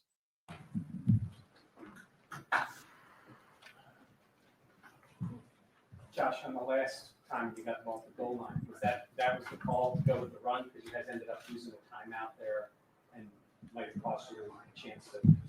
So this was essentially your question earlier. Yes. What was that? What was that? So we're about to find out exactly what Josh is thinking. Top the clock at the end. Yeah, I got to find a way to get in. Did you change that play to line or by motion? No. It's just I try to run the call best as I can. I got to find a way to get in. Rewind that part. Did you hear that? That was very muddled. Rewind that for me. Yep. Give me a second. Try to run the call. Just that last part. side motion? No. It's just I try to run the call best as I can. I got to find a way to do things. How disappointing you score 42? I think that's not enough. Yeah, you know what? He's never going to tell us whether or not that was him or not. Is he? I don't know. I can't tell there based on what he's saying. Play one more time. Sorry. He just said, I just got to get in. He's not really giving details. It's just, I just got to get in. I got to get in. No. It's just I try to run the call I tried to run a call. best as I All can. right. So he's saying that was the call then. Yeah. I tried to run a call as best as I can and didn't get in. Right. And How disappointing you score 42? I think that's not enough. Again, like hate losing. You lose by 2, you lose by 100. It don't matter. You're still losing. Offensively, you got to find ways to score before the half and score after the half. So, you know what? Good point. Because there were moments in this game where the offense looked totally just asleep, right? We got like 21 minutes of time of possession. There were moments where we gave up the ball 3-4 plays. We're putting the ball back. Yep. I was like, we didn't take the time to really, but I mean, it just plays weren't working and just we're on the same page. There were some balls Josh threw into the ground, but there was some great plays he made as well. It just happens, man. And it sucks when you get a question like, how does it feel when you score 42 points and you fall short? It sucks. Of course it sucks, man. I wanted to win this game. But whether I win by 100 or we lose by 100, it sucks. We lost the freaking game, man. 42 points in 21 minutes is insane.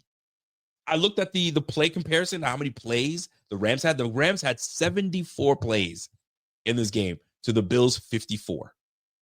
And put 42 points. I'm glad he brought that point up because I think it's gotten lost on me. I think just based on how the ending went in terms of the ability for the Bills to score in the fourth quarter, the inability to score before the half and the inability to score immediately after the half, not only not taking advantage of a double dip, but not getting a single dip.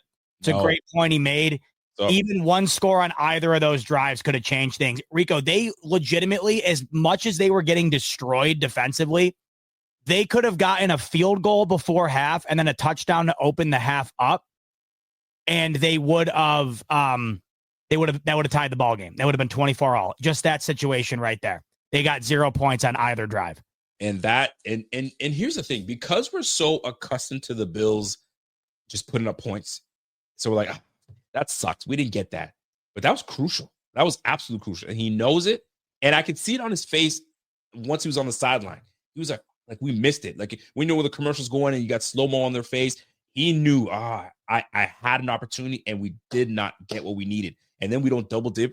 You know what I mean? Coming back. Oh man, that put a damper on this whole situation, which had to heighten the I guess the emergence that we needed to try to get this points on the board at the end of the day. And we just didn't get enough done, which blows. But I mean, this is the nature of football, man.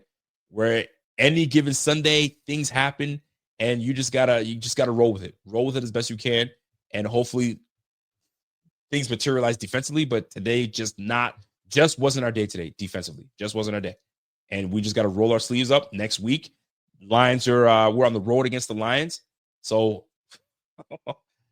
But there's a lot that needs to be done, buddy. A lot that needs to be done, and here we are. Chiefs just took a 13-0 lead. Justin Herbert, I don't know if he's coming back in the game. So that also is further eluding the Bills in terms of their ability to get the 1 seed. Of course, now the Chiefs will have to lose 2. The Bills will have to lose, or they'll have to win out. So there's still a lot of football left. There definitely is. There's still a lot of football left. Oh, man. Listen, you lose today, but beat the Lions and you wash it. Because I think a lot of people would have said the one loss would be the Lions. So you lose today, but you beat the Lions. It's a wash. Because I think a lot of people had the Bills losing at least one more, right? Hard to run the table like that. If you're able to do that.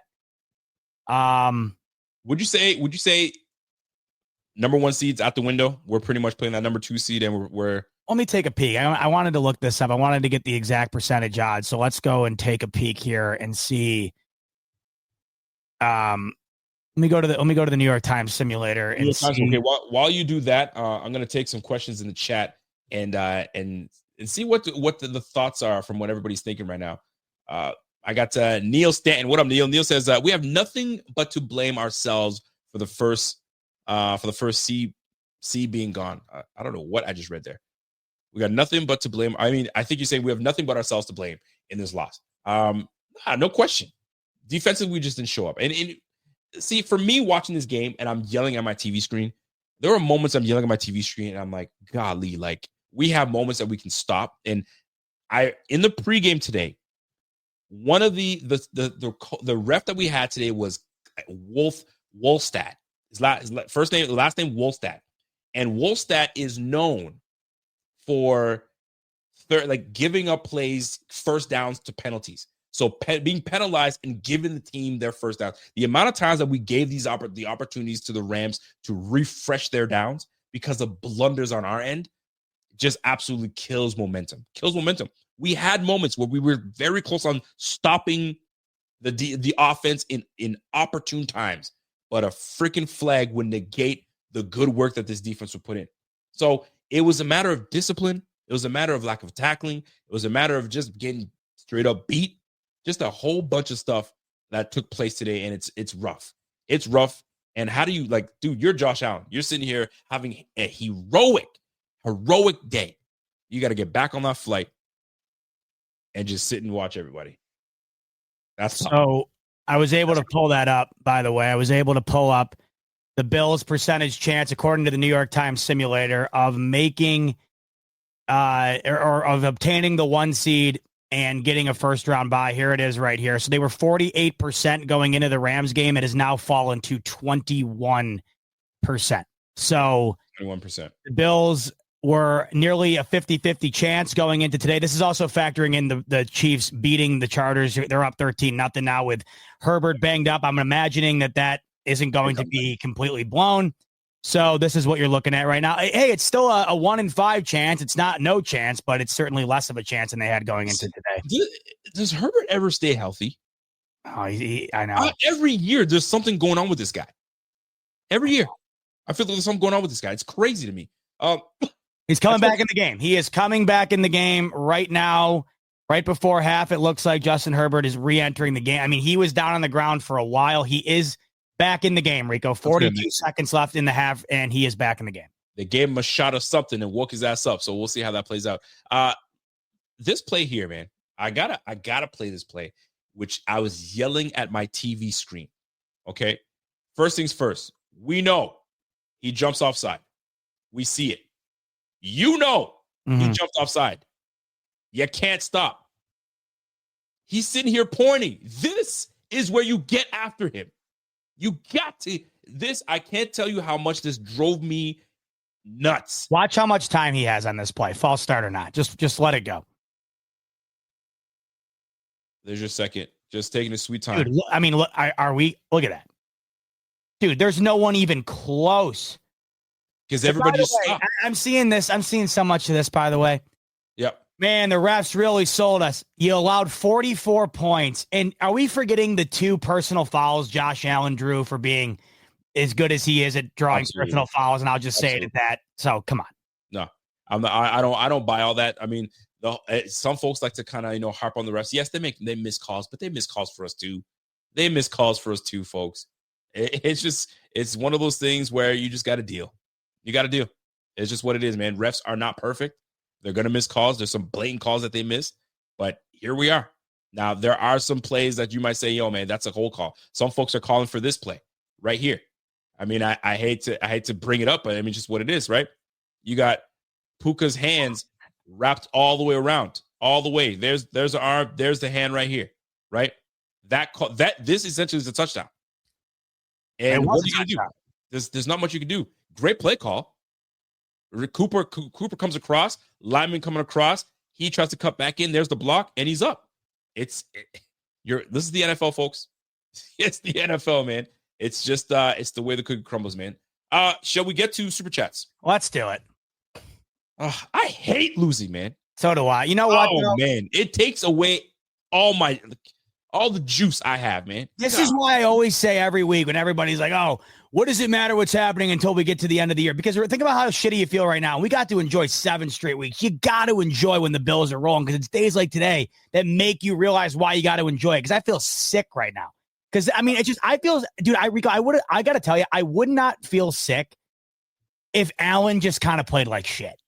You know what I mean? I feel like shit because Allen had an all-time performance and they lost to a 6-6 team in the process.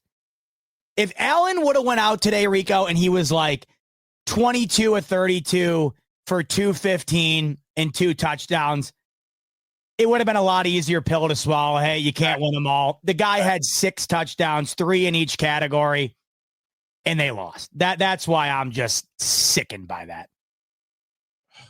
Sickening. You can only laugh. You can only laugh. I know, seriously. It's not the end of the season. It's not like we're saying, all right, man, pack it up. We're waiting for the off season. Who we're gonna draft? What free agency? Listen, we got games left, folks. We got games left. 4 games left to try to, you know what I mean, wrap our season up with a strong ending and go from there. What's Dan Echo saying? Dan the man, he's coming in. He's saying hate losing in all caps. Shootouts like that. It gives me playoff PTSD. See, that's what I'm getting at right there with like what I was just saying. Like I would just rather, you'd almost rather lose like you lost to the Ravens. All right, you know it's over. Get out. It's kind of what Dan's saying here, echoing Dan's statement, no pun intended. Yeah. Bad first half, but Allen offense adjusted, defense didn't. Got to do better in the trenches, both sides. Yeah, the trenches. That's what killed me in this game. I would not have anticipated the Bills getting out physical. It's rare that happens. That is exactly what happened today. Tough. No, you're not wrong. Dan Echo, appreciate that super chat, brother. Let's jump into Michael Cahan. We will beat Detroit. He's putting his stamp on it. Listen, man. After today's game, let's pump the brakes a little bit. I still feel good. But there's a lot for us to look at because right now Detroit Lions just saw this game and said, "This is the Bills team that y'all are hyping up." And that's funny because what did we say on Friday? We said if the Lions defense play like they played against the Packers, against the Bills, that opens the door to do what Allen did today. But if the Bills defense played like they did against the Rams, and then it's basically going to come down to a coin toss, Rico, who wound up getting the last possession to win it. That's what it's going to be. And that, you don't want it to be in that position. Ever. The Bills D, like I said earlier, you got a 2-week time span here. Do you want this to be considered the norm? Or do you want this to be considered we had a bad day? Ball's in your court next Sunday against the Lions. Ball's in your court. Here we go.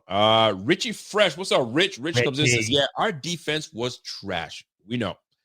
But the icing on the cake is McDermott with the yet another brain-dead decision at the end. You accept, put him at 4th and 7 for a field goal. How hard is that? Well, here's the deal. We don't know what McVay would have done. Knowing what McVay knows, he probably would have been going for it regardless. We can only speculate as to what he would have done in whatever scenario he was in. Scenario that we picked was we accepted the penalty, and the rest is history. 2 straight conversions of 11 yards a pop, and there it is. That's Bob's your uncle. That's how it ended in that play and ultimately ended up in a touchdown. But I know McDermott's getting a lot of scrutiny, but I mean, listen, look at the overall stance on this too is right. McDermott has been known for when he takes his team to the playoffs, offense is never the problem. It's always the defense. Was this an indication as what he's going to bring come playoff time? And some folks are talking about it now. I really hope that he's got the time to clean it up and get these guys their head right, get their head straight, and go from there. But listen, man, that punt block changed everything. It changed everything. And that's just the way the cookie crumbles. I mean, that's the game. That's football. That's how we roll. Signified No says, I feel like I just watched a Bengals game. Yeah, for real. It does feel that way. It absolutely does feel that way. You got Joe Burrow just killing it with Jamar Chase, and the defense just saying, all right, we'll see if we can show up. And it just never played out. It never played out. By the way, Signified Nose has been a member for 8 months. We appreciate that. Salute to you. Salute to you, my G. Koala Bear Khan. What's Koala saying? Koala is saying Allen should have got the first QB sneak or make a quick pass or hurry and snap the ball to not waste the timeout. Overall, McDermott had a chance to rectify what he did with the accepted penalty, only to force a turnover, 11 of 15 on 3rd down. shaking my head. I feel like we should talk a little bit more about the QB sneak, because I don't know. I was yelling about it. You were yelling about it. And I think we kind of got off of it onto another topic. Let's go. So I guess my question to you is like, how in the world does it get to the point where you actually take that time out? Buffalo Fanatics, what's going on? This is Pierre the Kingpin, and I wanted to talk to you today about Cigars International, which is the ultimate destination for premium homemade cigars. Known as the industry leader, Cigars International offers the largest selection, unbeatable prices, and a customer service experience that's second to none. Whether you're new to cigars or a seasoned vet, Cigars International makes enjoying cigars easy, approachable, and fun. Cigars International is the go-to retailer for all things cigars, with the biggest selection of premium homemade cigars available anywhere. Cigars International offers unbeatable deals and discounts, making it easy to stock up on your favorite or try something new without breaking the bank. With fast free shipping and their 100% satisfaction guarantee, you can shop with confidence knowing that Cigars International stands behind every order. They have good relationship with vendors that helps provide great low prices. Whether you're new to cigars or a seasoned pro, Cigars International makes it easy to find the right cigar with helpful guides, staff reviews, and expert advice. It's not just about cigars. Cigars International also offers a wide range of accessories and more to elevate your smoking experience. Check out the great deals every day at cigarsinternational.com. That's cigars, CIGARS, international.com. Use code FANATICS at checkout for 20% off your order of $50 or more, plus free shipping. Or visit www.cigarsinternational.com/fanatics, and the discount will automatically apply. Again, use code FANATICS at checkout for 20% off your order of $50 or more, plus free shipping. Or visit www.cigarsinternational.com/fanatics, and the discount will automatically apply.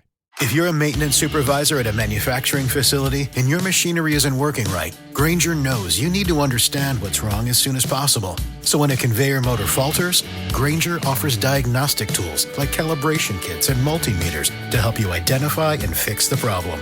With Grainger, you can be confident you have everything you need to keep your facility running smoothly. Call 1-800-GRAINGER, click Grainger.com, or just stop by. Grainger, for the ones who get it done. Like, how do you manage to do that knowing that it's your death sentence? You're writing your own death certificate, taking that time out. What do you think the mindset was? It's tough because, like, you hope that the very scenario that Tom Brady and who was Tom Brady's colleague next to him, when they're both talking about, what's that? Kevin Burkhardt. Was it Kevin Burkhardt? Mm-hmm. When those two boys were talking about, man, okay, this was going to happen. Josh Allen's got to do. You hope that Josh and McDermott were on the same page, knowing, okay, let's not burn a timeout. But it seems as though that didn't play in the factor in this, and they were oblivious of it. So it was a matter of, okay, we just don't want to kill much time because we want to give ourselves more time. Yes, you got to nail it the first time. And in Bot's point, why were you not set up the natural way that you normally are? So then when they asked him in the press conference, we just didn't get in. Nah, bro, like don't play us for a fool. And I get it. You're pissed. You lost. But don't play us for a fool. We watch it. We see this all the time. We know your true formation. So what was up with that? We'll never know. Like you say, Bot, we'll never know. But essentially, yes, we should have got in the first freaking time. But let's not also forget, there were multiple times in this game that we got stopped. How many times did we go for it on short, and we got stuffed twice? We rarely do we ever get stuffed. And we get stuffed twice in the game. Tough. That's why I hated the way that they did it, because it wasn't set up for success. They just rushed into it. You want to know what I didn't get on that play? You have Josh Allen, who had been scrambling on them at will all game. Why not stay in the gun like you initially lined up as? Try to throw the ball and then also give Allen the gateway to run the ball if necessary. You open up your options. You limit yourself strictly to that play working or not working when you sneak it. If you line up in the gun and try to throw it, you give Allen the opportunity to run, you give him the opportunity to score through the air, or you give him the opportunity to throw the ball away and start over again. So that to me was the biggest no-brainer, lining up in the gun and then letting the play evolve. I don't know how you get under center there. I just don't get it. I think this was a matter of time. They're looking at the clock, and we're trying to roll as much clock as possible. I mean, not lose as much clock, because had he done what you just said, have the ball to be able to have the ability to run or pass or do whatever, you're killing your own time. Whether you get in our clock, get in the end zone or not, you're killing clock. We need as much clock as possible. So let's try to get this QB sneak. Oh, shoot, we didn't get it. Timeout right off the bat. But now you kill yourself on a whole lot of things, because now opportunities go by the wayside. And it sucks, because I wish there was more planning or knowing what to do in this situation. But things are happening so quickly and so fast. You're just like, let's try to get in the end zone. Shoot, we didn't get in the end zone. Okay, what do we do? Timeout. Now we just put ourselves in a predicament. Yeah, it's tough, man. In times like that, I know you get paid a lot of money to make these tough decisions. Late in the game, McDermott, Sean, I mean, Josh has got to know those things too. But in this case, I guess one would say they weren't aligned, maybe. I don't know. Like you said, man, but that didn't just seem like a true natural push-tush play that we normally do. It was because you literally saw it, the OG version of it the next play, and he got in by a full yard. For sure. So man. You wonder about that for sure. Koala Bear, great, honestly, great question. And we hope that they learn from this scenario and we come out next week and we don't fall in the same spot. It really blows, man. 11 and 15 on third downs, man. Golly, that's tough. That's tough, man. And they were batting 100 for almost all of that duration too, up until the end.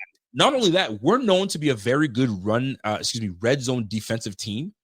These guys converted 5 of 6 in the red zone. They were 5 of 6 in the red zone. Dude, it just wasn't our day. It wasn't our day. And that's the other thing. It was the Rams' day. Did anything go wrong for them? Like, did anything go wrong for them? There it is. The catches that they made, dude. I mean, it was just a brilliant day for the Rams. And the Bills did not have a brilliant day outside of 17.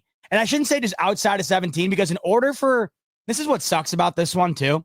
In order for Allen to have a brilliant day, he had to have brilliance around him in order to get him to that point. Dude, Khalil Shakir and Amari Cooper played amazing in this game. They really did. And Mac Hollins, once again, like every week you're getting a big play from Mac Hollins now.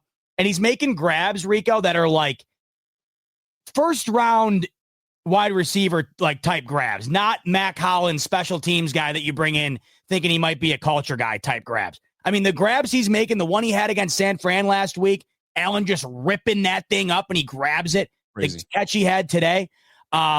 Yeah, I mean, this offense, I know they couldn't run the ball, but they could do just about everything else, and it still wasn't enough. He's becoming a reliable target and one of Josh's favorites. So tough. Life with ASAP says McDermott lost us 2 games this year, period. Listen, I don't see it that way. It's easy to see it that way. McDermott lost 2 plays in this game, or I think 1 play in this game. I think McDermott lost 1 play in this game. And that was the decision to sneak the ball there. And I don't even know if that's entirely his decision. That's probably a Joe Brady and Josh Allen decision. I don't disagree with declining the penalty. I just don't. That team had been going up and down the field. I'd rather take my chances on 3rd and 17 than I would 4th and 7. And just to show you what would have happened had they declined it. Do you need any more proof?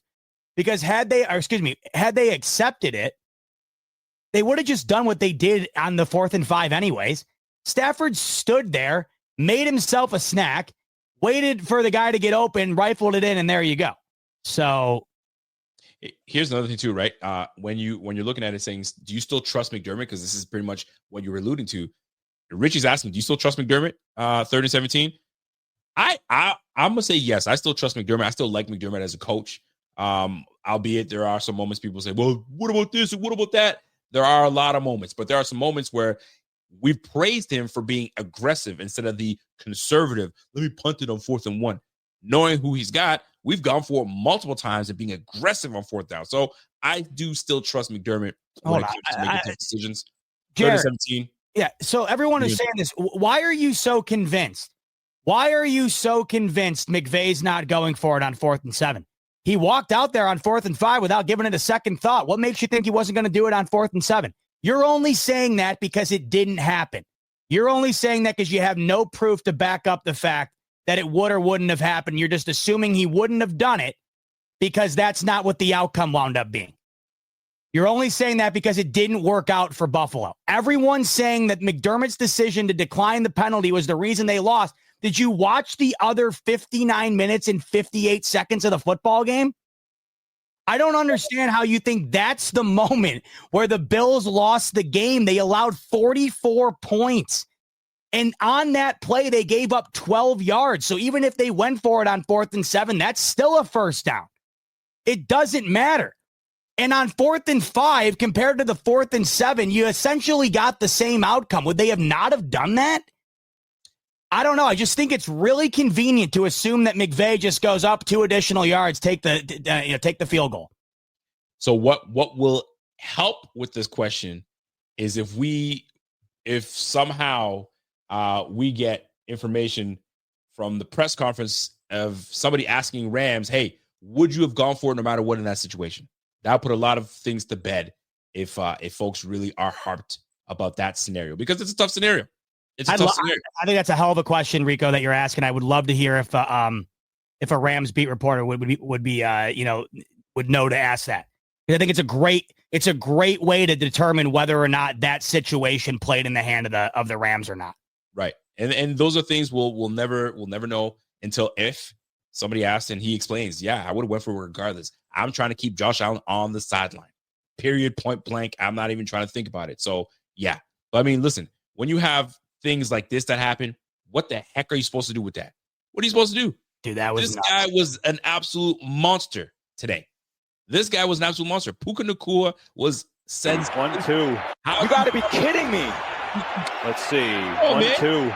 You got to be kidding me. Just not a whole lot. Let's Second see. and 10. 1-2. God, you got to be. Man.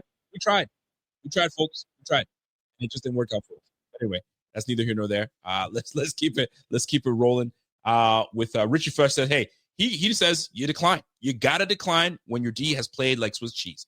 Listen, man, we will never know. We'll never know.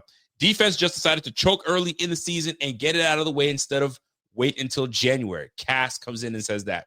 Well, you hope that they learn from their mistakes and go right through and try to win this thing. Listen, man, we are not above taking losses like this. Some folks were saying we're due for a loss like this. We've been winning too much. We've been winning too many games in a row. We're due for a loss, and then let's recalibrate, get back on track, and let's keep rolling. So maybe this is the recalibrate moment where we got to go back to the drawing board and make sure that we're on point and doing what we need to do.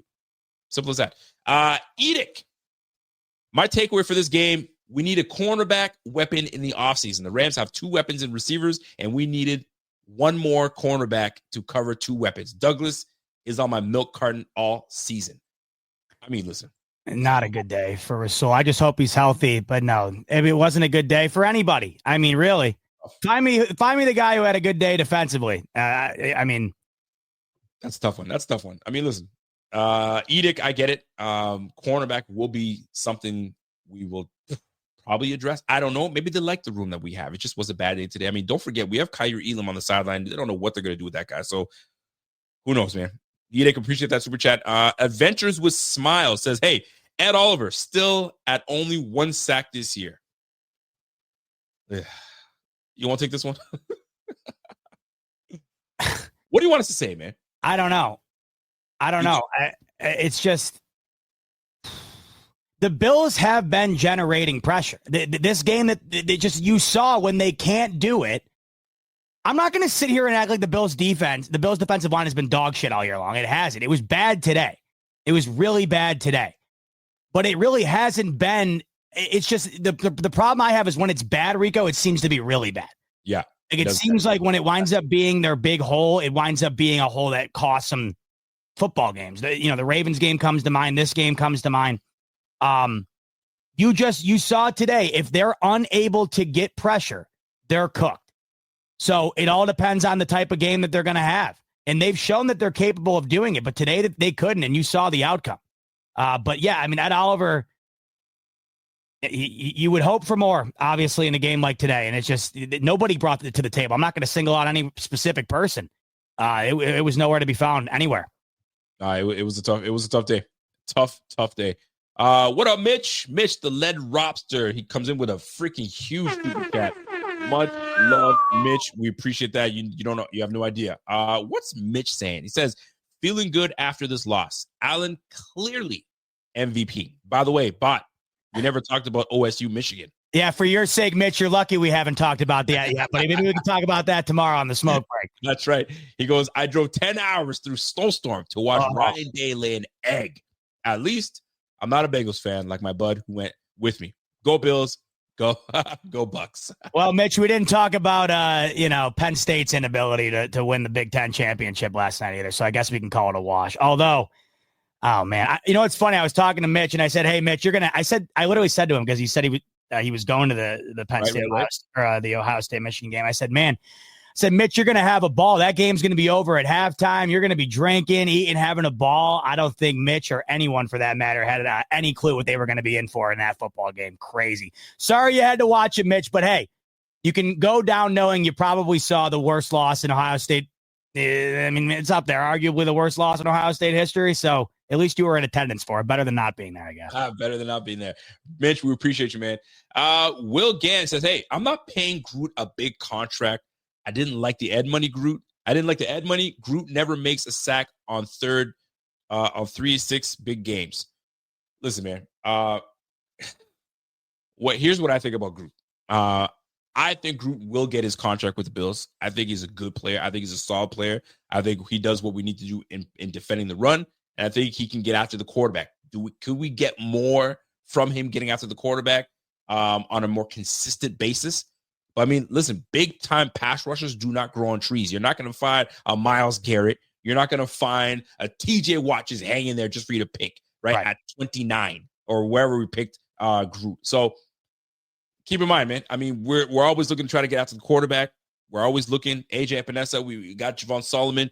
Hopefully he leads into that. Von Miller, we hope that the 36-year-old can give us a little something. I'm sure he has his legs underneath him by now. We just didn't get the job done. We didn't get the job done today, guys. That's it. It's so bad. The loss has affected Bot so bad. Him and Kudo. What's his name? Kudos? What's his name? Tofu. She knew I needed emotional support. How many times have we been live and she's never showed up? And look at her. Here she is. She read you. She knew I needed it. She could smell the sadness coming off of you. What do we got from John Wozniak? Hey, back to that Groot point real quick. You know what's tough about Groot is he's probably played the best on that line this year. It's just that it's not what you just said, and that's the problem. It's not Watt, Bosa, Garrett, and so that's what gets tough when it comes to deciding about contract. Because Groot has been solid for the Bills all year long, but they've been trying to find that guy, and Groot isn't that guy, nor is anyone else on the team. So that's what makes it difficult. It's almost the equivalent of the quarterback position where it's like, is Tua or Purdy, Josh Allen or Mahomes? No, but they've been good. Now I'm at the point where I have to decide whether to pay him or not. And if I don't pay him, I got to replace the production. If I do pay him, I know the production's not going to be what I wanted it to be. It's a tough spot to be in, but it's the spot that they're in. So hold on, let me ask you this. So you have the ability to re-sign to a long-term contract. Yeah. Are you bringing Groot back, or are you letting him walk? I am. I think Groot's had a hell of a year. I think Groot has earned a contract this year, and I think out of all the guys on that D line, he's been the brightest spot of them all this season. Because I'll tell you right now, if Groot were to go down and we don't have Groot, we'd be like, oh, this hurts. It would absolutely hurt without Groot. So that's the way I look at it. By the way, John Wozniak, mortgage specialist. What up, John? How you doing, boss? It sucks, but they had to lose at one point, right? They weren't going to win 12 in a row in a season, and then 3 to 4 games in the playoffs to win the Super Bowl. 15, 16 in a row? I still feel good things to come, but he doesn't feel like 15, 16 in a row would have been nice. It would have been nice. It's funny. I go back to when I said that to you, and then you were like, well, if the Lions go, then I'm like, oh, I guess I didn't really think about it like that. But that is exactly how I felt, John. Right. And like I said, it's not that I didn't think they were going to lose one. It was the way that they lost. Like I said, if they lost and it was a different type of game, you can swallow it. And I'll also say if they win next week, it makes this game a hell of a lot easier to swallow, because I think if you were to survey 100% of the Bills fan base and ask them, hey, the Bills have to lose one game on the remaining of their schedule here, which game do you think it would be? I think many people, I bet you 85, 90% would circle the Lions game. So if you beat the Lions, it washes out the Rams game. But man, oh man, that's a Herculean task for this defense after what we saw them put on display this afternoon. It's a tough one. I'll tell you this, man. The next super chat coming. By the way, John, we appreciate you very much for that super chat. If you're still listening, Richard Fresh says, did we forget the turnover we needed at the end? Yeah, I know. It's funny. How about that was another thing too, the Bills' inability. You know what the Bills defense has been great at, even in games where they're not playing like insanely well, is forcing the one big play. They didn't have the big play today, Rico. That was the difference. Even in the games where the Bills defense, outside of the Ravens game, even where they've struggled, you can go back and find one or two plays where you could say, hey, they gave them a better chance based on what they did. And today that was just completely non-existent. It's a tough one. And we've been able to take the ball and give it back to Josh to give him way more opportunities. This was blow for blow. And if the other team doesn't mess up, like we have to find a way, and we just didn't find a way. Well, they needed the swing play because the Rams had the swing play with the special teams blunder. The Bills never turned the ball over either. So it was essentially incumbent on the Bills D to regain the swing of momentum back from the punt block, and they weren't able to do it. As bad as the Bills defense played today, Rico, if they were able to have just forced one fumble or one pick, it really could have been a massive difference. They just could not do anything. And it's not to show, it's not to go without showing, because I saw when these guys were tackling, they weren't just tackling. They were sitting there trying to punch the ball out and do something. They were trying, just too little, too late. And we just couldn't get the job done at the end of the day. We couldn't. We weren't there yet. Justin Tyndall says Stafford went out of bounds. McDermott just goes soft zone, gives them penalty yards back. So McDermott wastes 40 to 45 seconds by taking a penalty. Listen, man, we've talked about it ad nauseum with what McDermott should have and would have done. Had he gone for it, or had he accepted the penalty or not? Bro. You know what? And you and I said this to you briefly before we started the show. I said, man, we were due for a moment where this entire fan base would sit and eat each other alive. This fan base will cannibalize one another over whether or not McDermott just cost us the football 100%. game, right? We're going into week 15 and it hadn't happened yet. I mean, the amount of people tonight in here saying, I can't take this stupidity anymore, I'm leaving. Do you genuinely in your heart of hearts think it was that bad of a decision to where you're going to disagree to the point where you got to leave because you don't want to hear the argument on the other end? I'm not sitting here saying that it was the end all be all, but the people that are saying that lost them the football game, that's where you're losing me, because what lost them the football game is giving up 17 yards in 2 plays to allow them to go and score, not necessarily taking the penalty or not taking the penalty. So like right here, Mike, my main man, Mike in here all the time. Mike knows I love him. Z-Bot, you're so wrong. Rams attempt the field goal if McDermott declined the penalty. Every one of you are steadfast in your belief that McVay just trots the field goal unit out there. With the ease in which they converted that 4th and 5, what makes you think that they wouldn't have tried to do the same on the 4th and 7, nor would they have converted it on the 4th and 7? And I'll push back a little bit on you, because at that point, like I said earlier, it would have been situational. At that point, you're like, okay, 4th and 7. Oh, okay. So what are we looking like? But I mean, when you look at the bigger picture, it's all the same. When you look at the bigger picture, it's like, I'm going for it no matter what. So regardless, I'm keeping Josh on the sideline. And if I don't get it, I'll live with that. But I'm not going for the field goal. I'm not going like a sucker. I need this. Don't forget, folks, these Rams were 6-6. They needed this win. They're back. You know, that is such a great point. That's such a great point. I'm so glad. You know, we haven't even referenced that yet. That should be the ultimate argument right there. That should be the ultimate argument right there, Rico, because I think McVay, who, let's face it, the guy became a head coach at what, 30? I mean, he's one of the smartest guys in the league. Crazy. You don't think he knows the way Allen was cooking their ass? You know, if we put up a field goal here, that could be the nail in the coffin for us. So to your point right there, that was a playoff game for the Rams. And I think what you just said is probably what swings it in the other way. I mean, regardless, by the way, It's just the amount of people who are saying it's a guarantee that he just kicks the field goal. I mean, you don't think that there's an argument there? They were nickel and diming them on every damn down. For sure. What made you think the Bill? Honest to God, even if it was 4th and 15, Rico. I mean, I'm exaggerating, but that's how much confidence McVay had in his offense today. I don't see why he wouldn't have considered it regardless. Stafford only had 7 incompletions, folks. 7 incompletions. He was cooking. So it's McVay looking at what Stafford's doing, looking how great his receivers are running the route. And Stafford was averaging 10.7 yards a pop. I mean, he cooked. So, like, as a head coach, forget about McDermott. As a head coach, how do you not trust? You don't think that if Josh Allen, reverse the roles, if Josh Allen was throwing almost 11 yards a pass, just absolute cooking, you don't think we're going for it when we're in playoff mode? Just go back to 6 when we were 6-6 last year. There was nothing Josh could not do. He was going for it. And everyone knew it was coming. You just couldn't stop it. Flip the roles. The Bills are in the same spot today as the Rams. The opposing team is the Chiefs. What are you saying today if McDermott did not go for it in that setting, knowing what the inevitable was going to be? You're freaking out. And I think that's all you need to know in terms of probably coming to the conclusion that McVay was going for that play regardless. And at the end of the day, folks, like I said, you got to look at it that way. 3rd and 17, even if you allow 7 yards, which is a good play in the NFL, you're taking 7 yards every damn down. If they allow 7 yards or less, the Rams do not go for it. They couldn't do it. It was an execution problem far more than it was a coaching blunder, in my opinion. Crazy. Listen, let's keep it rolling here. Bills, Dan Bills. Hold on. Do we chip? Okay, we're good. Dan Bills says Bills making Puka look like Megatron. Boy, did he ever. He looked good today, man. Can't take away from that at all. Not one bit. Shout out to being a member for nearly 4 years, by the way, on that one. Shout out to Dan.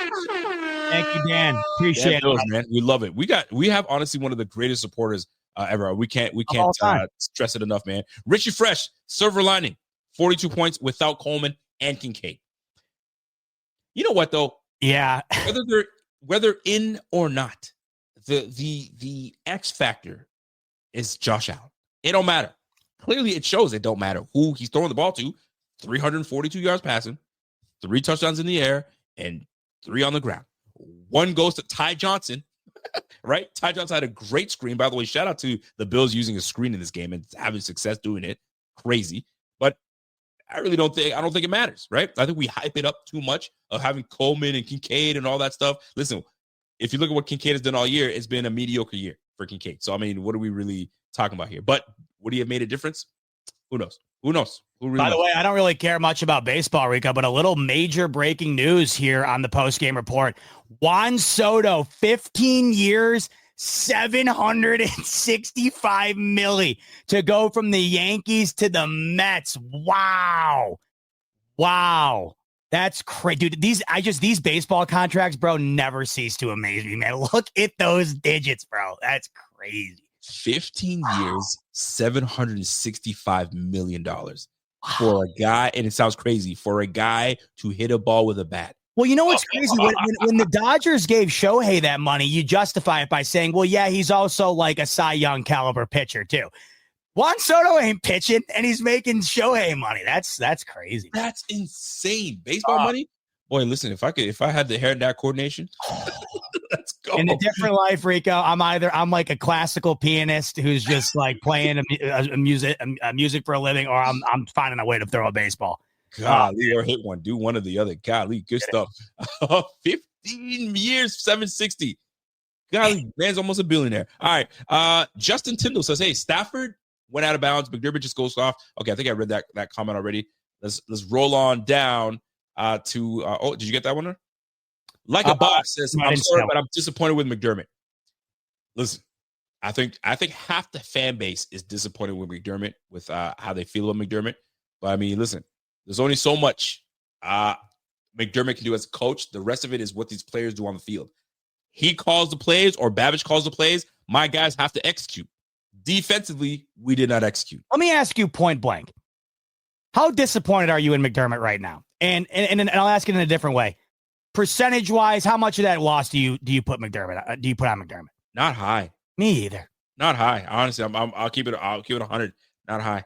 Like, I look at this as the play. I always, before I put the blame on a coach or anything, I'm always looking at what the hell was on the field. What did I watch on the field, right? Because McDermott's sure ain't out there tackling footballs. He ain't talking to the guys with the ball. It's the Rasul Douglases of the world. It's the Matt Milanos that I see on the field. It's the Bernards. It's those guys I see on the field. What are y'all doing on the field? Because it's a mano y mano.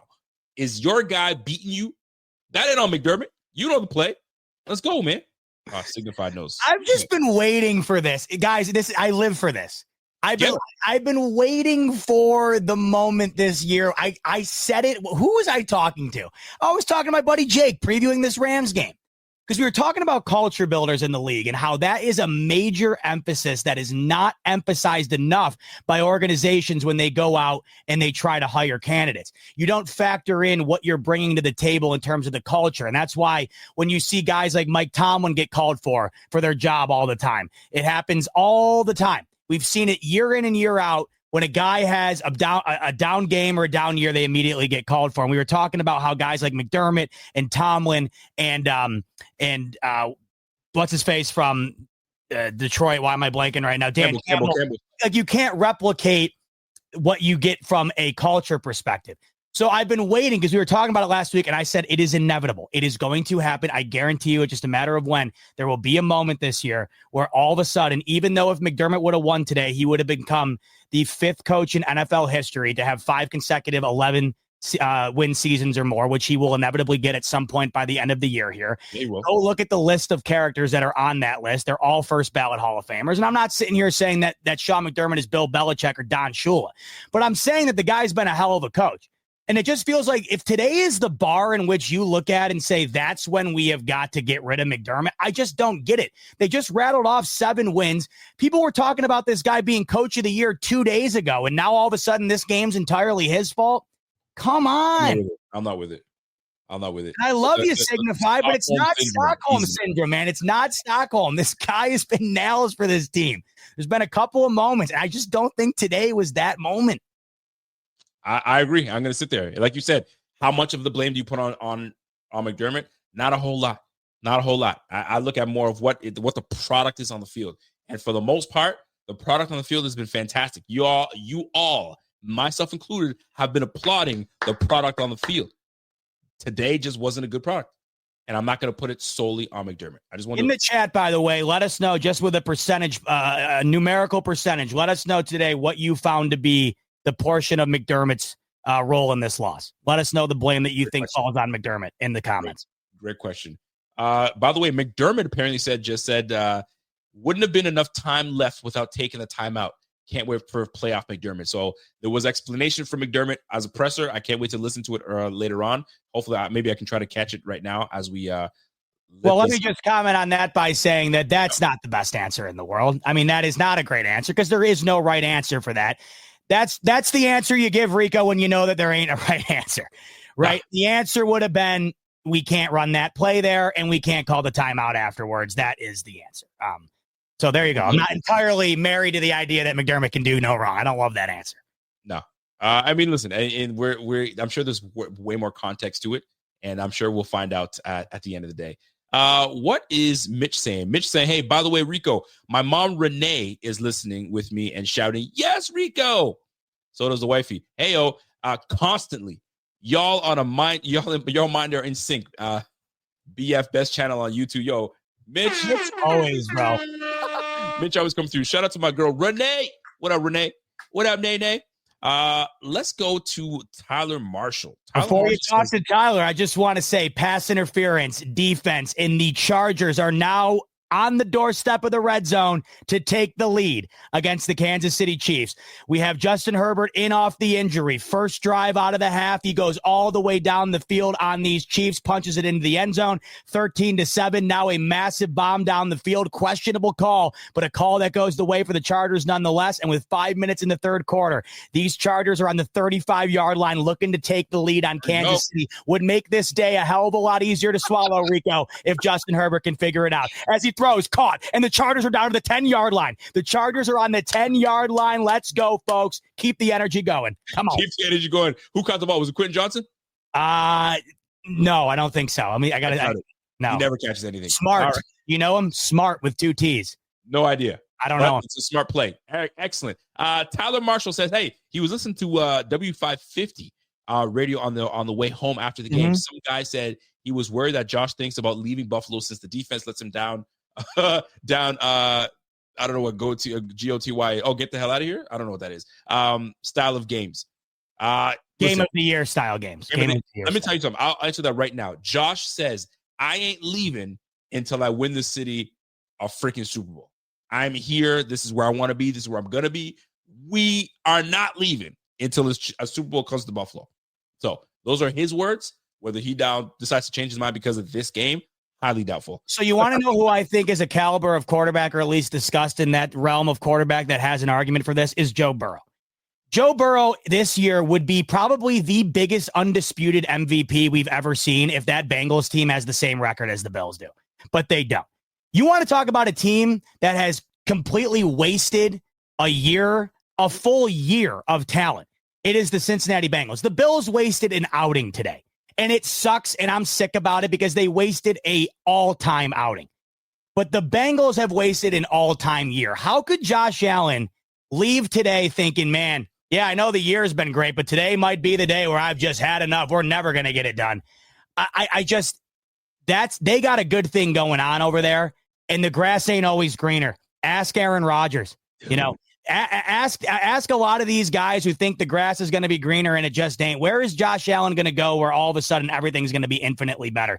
Nobody's been better than the Bills throughout the last handful of years, then the Chiefs, as the Chargers, speaking of those Chiefs, touchdown LA Chargers. And they are Rico, Quentin Johnson. He is your man in the back of the end zone. That's 2 consecutive touchdown drives for Justin Herbert. And all of a sudden, the 1 seed might be back in play. Are down. The Chiefs are down 14-13 to the Chargers. Let's go. Let's see if they can try to keep this thing rolling. By the way, Joe Burrow, as we were talking about Joe Burrow, 3,300 yards passing, first in the NFL. 30 touchdown passes, first in the NFL. He's got a 74.3 QBR for second in the NFL. Golly. And then go look at Jamar Chase's numbers as a result, and they have 4 wins, or whatever it is. They have 4 wins. He's got 3,300 yards passing. Bro, he has been unbelievable, and nobody cares because they can't win a damn game. Like I said at the top of the show, what you saw from the Bills today is what the Bengals fan base has been watching for 14 consecutive weeks. Dude. Jamar Chase, 79 receptions, 1,100 yards, first, 13 touchdowns, first, 14.5 yards a pop. I mean, you want to talk about 2 guys that might want to go get a beer after the game and say, man, what are we doing here? What are we doing? Well, listen, he's as good as gone because they didn't want to sign him to an extension. He's out of here. And T. Higgins is the other one too, man. Yeah, they're really letting some generational stuff go by the wayside here. Crazy, man. The Bengals are gonna bungle. I'll tell you that much. 550 radio. So we talk about it. I mean, listen, he ain't leaving. He ain't going nowhere. That's just the way I look at it. Is Josh Allen within his rights to smack the living out of everyone on that defense? Listen, all he has to, he's not gonna say ish to them. They know. Josh doesn't have to say a thing. They know. You let your quarterback down just by looking at the highlights, just by listening to guys like us speak and say, guys, defense, what are y'all doing? You can't sit here and just blame it on McDermott. Every one of those defenders got to come and say, okay, my bad. I didn't play well. If they really were honest with each other, with themselves, they'd be like, yo, I could have done way more. I could have done. Not one of these guys could say, look what you're talking about. I played ball today. None of them. Not one. There isn't a smack in the world Josh Allen could deliver to that defense that they didn't feel times 10 by Matt Stafford in that game. They have a lot of reflecting to do, and luckily they have a hell of an opportunity to go and rewrite what they just put out there next week. Well, I'll tell you this, man. The Lions have a three-day game start on them because they had that Thursday night game, so they're going to be coming a little healthier. Randy comes as McDermott taking that penalty, then dropping in the soft zone killed me. Okay, we read that one already earlier, so they appreciate that, Randy. Like a boss says, I'm sorry, but I'm disappointed in McDermott. Listen, we get it. I get it. We totally get it. Phil, member for 14 months. What up, Phil? Says, I know the entire defense was inept today, but where the hell has Ed Oliver gone? Not just this week. The guys had 2 big plays all season. Yeah, I mean, this isn't a year where you're going to look back and say Ed Oliver, man, really stood out. Not this year. This year I've always felt though, Rico, I feel like we're kind of in agreement with this. It always has felt like this D line is like it's more of a unit than it is a band where one guy's the lead singer. This is more of a band that you appreciate for the collective music that they put out, not necessarily the front man being Bono or Mick Jagger. They don't really have like that. the Dave Matthews Band. Yeah, exactly. But they really don't have a Dave either. I mean, you know what I mean. Arguably, Carter Beauford would be the guy that you would hope that they have. He's the best musician on the roster. But regardless, the point still remains. It's a team that goes as far as they go collectively as a unit. And today you saw that nobody got home and nobody had an impact on that game. Love it. I gotta listen. This next super chat. Get your tissues, Bob. This is for you, buddy. He says, before it gets lost, Rico, wishing you and your beautiful family a happy holidays. What a classy guy Randy is. But congrats on marrying a nurse. As a doctor, I promise you could never do better. Happy first Merry Christmas. Hope Bills make it even greater. Great chemistry, both of you guys. Listen, man. That makes my day. Let's shut this whole shit. Let's shut it all down. This is great. Randy, that was phenomenal. Thank you so much for that. Those are kind words, man. And I'm gonna send the love to the family, and I'm sure Bot will send the love to his wifey. Of course, she always appreciates it. She's asleep right now. She's doing the OT tomorrow. God bless her. So, like you just said, you get a great work ethic type gal, Doc, out of those nurses. But I will send the love along. We really appreciate it. You're always showing love, and man, I always try to say it, but I can never say it enough. You guys are the best. No questions. Isaiah Monte, what's up, Mr. Monte? He said, "Hey, what do you guys think about running 3 linebackers, D. Will, TB, and Milano, and then blitzing more so we can actually get pressure on the quarterback, RB? I think our backfield can hold up as long as we can get pressure early. Not a bad idea." There's been conversation amongst Bills fans, Bills Mafia about, hey, man, Dorian Williams has been a pretty damn good player. At one point, he was in the top 10 in tackles, so he knows how to get after it. What do you say with trying to get those 3 guys on the field? At one point, how do you go with putting 3 linebackers? You know that means you got to move Taron Johnson and put him on the sideline. That's too difficult for me to put Taron Johnson. What are you seeing? You seeing something on the sideline? I'm seeing an interception for the Chargers, but I'm also seeing a flag on the field. Of course I am. Let's see. Mahomes. Yeah, that's on them. Yeah. Offside. He's such a dweeb. So it didn't even have Dick to do with the play. My God. He's such a dweeb, that guy. But anyway, big time, Isaiah Monte. I appreciate you. But what do you think, man? 3 linebackers? Taron Johnson on the sideline? Are you with that? Or are you like, nah, I ain't with that? I don't know. I'm torn because I feel like it's really tough for me, Rico, with this defense. One game sample sizes to me are tough because collectively they almost always do enough to win the football game, especially when you're factoring in Josh Allen. It's these moments where you feel like they costed them that are the worst. But like you mentioned earlier, their red zone D all year has been great. And they've been really solid against the pass, generating a pressure. The Bills have the second most efficient defense in terms of the numbers when they send pressure against the pass, but they've been doing that very solidly without having to blitz. That is why today you saw them get cooked as bad as they did, because when they're not able to do that, it takes away their whole identity. They have done a solid job of getting pressure this year, Rico, sending 4, but the problem is you saw today, with that being taken away, they just don't have a whole lot of ability to overcome that. So to me, it's tough to switch everything up when it does work 90% of the time. I just feel like the 10% it doesn't work, it really doesn't work, It's at the end of the day, we can talk about all the defenses that we can move in this, that, and the third. We have to look at it and isolate this game. Was not a good one. Not a good game. So to change everything up because of this game, let's pump the brakes just a tad. Let me give you a perfect example of what I just mentioned here. So based on the numbers for passing efficiency, Bills D versus opponents. So when they do generate pressure, Rico, the Bills D, number 2 in efficiency. When they don't generate pressure, 24th in efficiency against the pass. That's tough. You are literally going from the top of the league to the bottom of the league against the pass when they can't get home. So that right there And when you do, and the problem is when you have a veteran like Stafford and you start switching things up to really try to emphasize the ability to get home, when you pair Stafford together with Nakua and with Kupp, sending the pressure is probably going to, if he's on, it's going to pick you apart. You saw it today. You know what? As you were talking for a quick second, I was thinking about, going 3D, 3 linebackers and different, and we made some stops today. But penalties negated our stops. And I got to share something real quick with you guys. Real quick. And wifey sent this to me, and I got to show it to you, because if you guys are like me, this is probably what you sound like. Let me just share my screen real quick. This was me earlier today. All right. And hold on. Let me just take this off so you guys can hear the audio. Can you see that? I can see it, yeah. Can you guys hear it?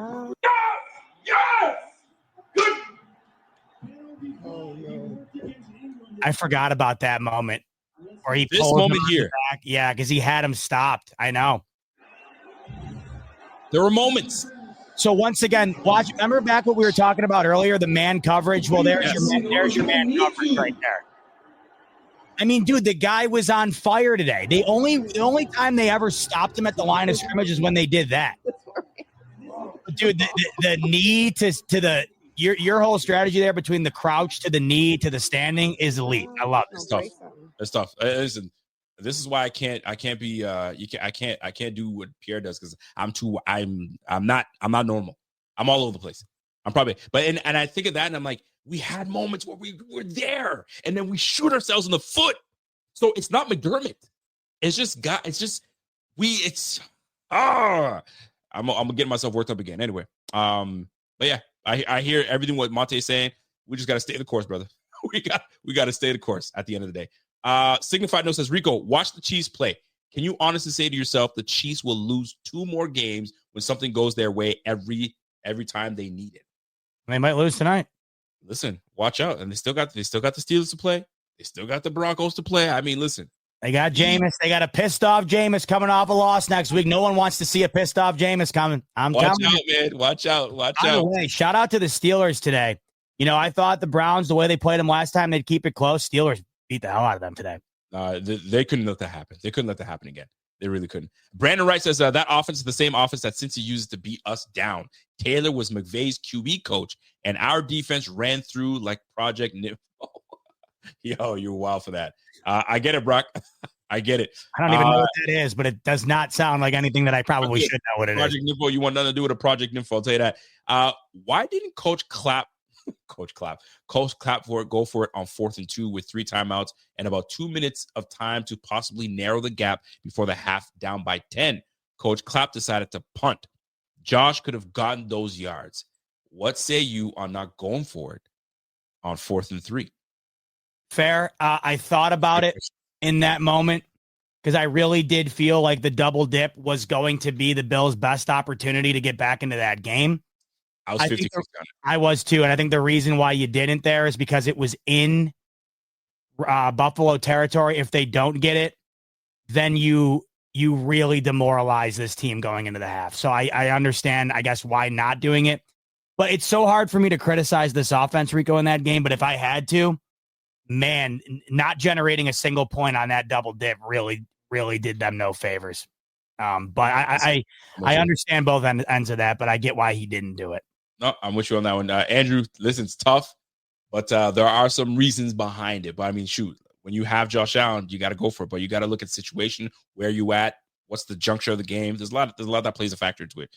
Cascom says, haters acting like McDermott, who put the Bills back on the map after a long bleak 20+ years. Listen, man, how soon we forget sometimes. How soon we forget. But in the moment, I can understand why people get pissed off. So it's the emotions of the game. And it's not like we're sitting here saying, hey, how about the masterclass McDermott put on display today? We're just saying, hey, I don't think he was the nail in the coffin today either. No question about it. Fluffy everything Panda doesn't have to be everything, you know. Fluffy Panda, 49 months in. Salute to you, my G. We talk all the time, man. So Fluffy says, failed QB sneak felt like Brady getting cute, trying to catch them. Learn from Philly. Just do a snowplow. Just wasn't one play. D and special team failed us. Needed one stop. Sometimes that's what it is, man. You need one stop, and sometimes it fails us. Sometimes it gets us. And this time we weren't able to do it. Forget timeouts. If D makes one stop, we win. Like always. Defense. It starts with D. It starts with the defense, man, and then we go from there. Bartek. We'll know soon enough how much this L affects our season. A loss like this highlights our weaknesses that we can work on until the playoffs go. Go Bills. You're right, man. Sometimes losses like this, sadly, is a blessing, right? We get to clean things up now. We go into the Detroit, and all is forgotten. Like Bot said, if we lose this game but beat Detroit, we're not even talking about what just happened this week. So we got to go out and win next week. It's a must win. That's just what it comes down to. Richie Fresh says, still no firings, 59 inside. Yo, ain't no firings happening, bro. We making it. We going to 59. You guys need to stay on and stream this Sunday night football game. Yeah, I'll probably, if Rico has to get off, that's fine, but I will probably more than likely be chilling until the end of this one because I love this.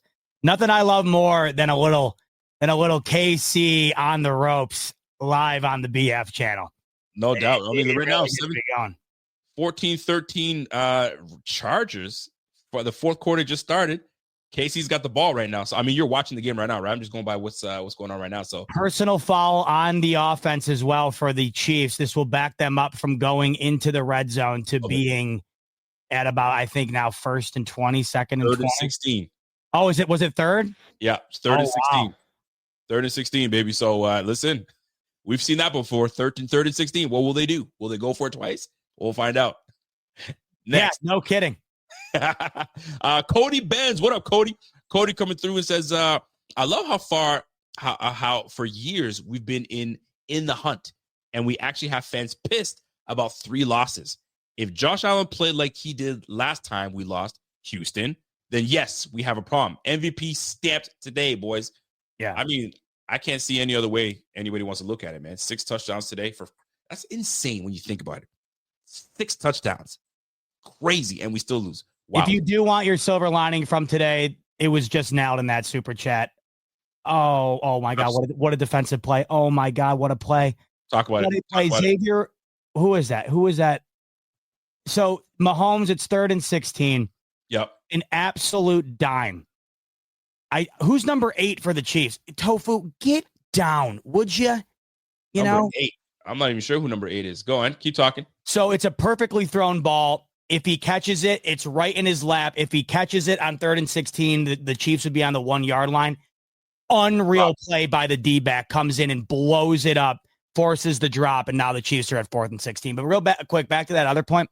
If you do want your silver lining from today, in terms of that loss, Josh Allen did 100%, in my opinion, stamp the MVP. I mean, you're talking about succession here. 2 weeks in a row where the guy comes off a game, a touchdown through the air, through the ground, and through a reception. And then today he matches that with a career high 6 touchdowns, first player in NFL history, 3 on the ground, 3 through the air. Unbelievable. I thought he was actually going to run for it. You know how wild that would have been? I don't think it's ever going to be done again. If he ran for over 100 yards, threw for 100, 340, and had 3 and 3, buddy. I mean, that in itself is crazy enough, first of all. So I don't think we'll probably see that again. By the way, number 8 for the Chiefs is D-Hop. I guess I didn't even realize that. I'm not used to. He's number 8. That's a weird number. Huh? I don't he dropped that. He never drops it. Dude, it was a hell of a hit. Like it was a hit. That was crazy. That was a big one. He jarred that thing loose. It's hard with McDermott being a defensive head coach, but there's so many times Chiefs 2021, Bengals 2022, Ravens 2024 that the defense has completely dropped the ball. I also know that I'm being unfair. Derek, at least you can sense that and put that out there. So I appreciate you. Juan Castillo. I'm not too worried. First shout out of the year. The team needed to learn from this. Defense will tighten up. Allen with another MVP performance. No question about it. Dude's a stud. And Juan just hit 5 years on the member. Wow. So that's amazing. Juan Castillo, 60 months as BF. Yo, Juan Castillo's been watching us for a long time. Wow. Thank you, Juan. 444 block. 445 block says, put this towards a bigger TV, big dog. Don't you have an 80-incher? That's an 85-inch. What's this? He's just talking shit right now. He's just talking inch. Let me see what we got here. Yo, but salute to you for that super chat, though. I appreciate that. Shadow Blaze. No team has won the Super Bowl giving up 40 points in a game in the regular season. Wow. Just look it up. Eesh. Well, nothing like being the first. Josh Allen, no one before today had 6 rushing touchdowns and 6 passing touchdowns. Josh Allen just did it. So nothing like being the first to do it, boys. Sit on that one. All right. Well, listen, Super Chats are in. Chiefs are up 16-14. Listen, folks, I don't know what I take this as a game where you can't win them all. That's the best way to look at it. You can't win them all. There were some good things done today, and I'd rather lay on the good things because we all know the bad things. But let's talk about it. We saw Khalil Shakir take off to another level today. I love that. It's funny. Not one time did we mention Khalil Shakir. Khalil Shakir took it to another level today. We saw some great things from Khalil. We hope to see more of that. But more importantly, Amari Cooper. Mm-hmm. We're starting to see a little bit more cohesiveness within the offense with him and Josh Allen. So is that something we look forward to seeing more of? I look forward to seeing because Arnold's on the Lions defensive backfield. That boy is a holding machine. So if they want to try to play a little man-to-man, Cooper's going to eat that brother up all day. So we shall soon see. But there were some good things today offensively. O-line was solid. Not another sack. Again, opening lanes for Josh to do what he does. We just fell short. This would have been so much greater if we won the game, but we lost. And it sucks. It really does suck. But there were some good things. And I'm gonna harp more on the good things rather than sitting on the crummy, ishy, shittier things. But what about you? What do you got? Yep, a lot of good takeaways from the offense today, a lot of terrible takeaways from the defense. You can't say it was a wash because it resulted in a loss.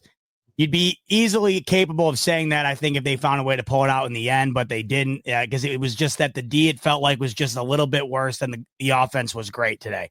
And that wound up being the difference, plus factoring in, of course, that blocked punt. Like I keep mentioning, today sucked. From a defensive standpoint, it was terrible, and it was a real eye-opener in terms of what we saw from these Bills compared to what we haven't seen the last 7 weeks. It was night and day defensively. It was really night and day in totality, allowing a team to dictate the game the way that they did.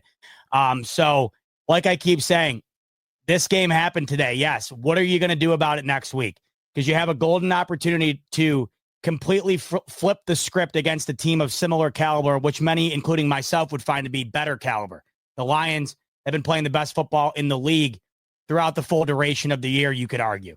So if you go out and have a A-plus performance in that game, it makes this one a lot easier to overlook. If you go out next week and have a similar type game, it makes this game twice as easy to factor into the struggles the Bills might face heading into the postseason. So big game next week, and we're going to factor in our overall view of Buffalo, I think, after that game in combination with this one following the Lions game.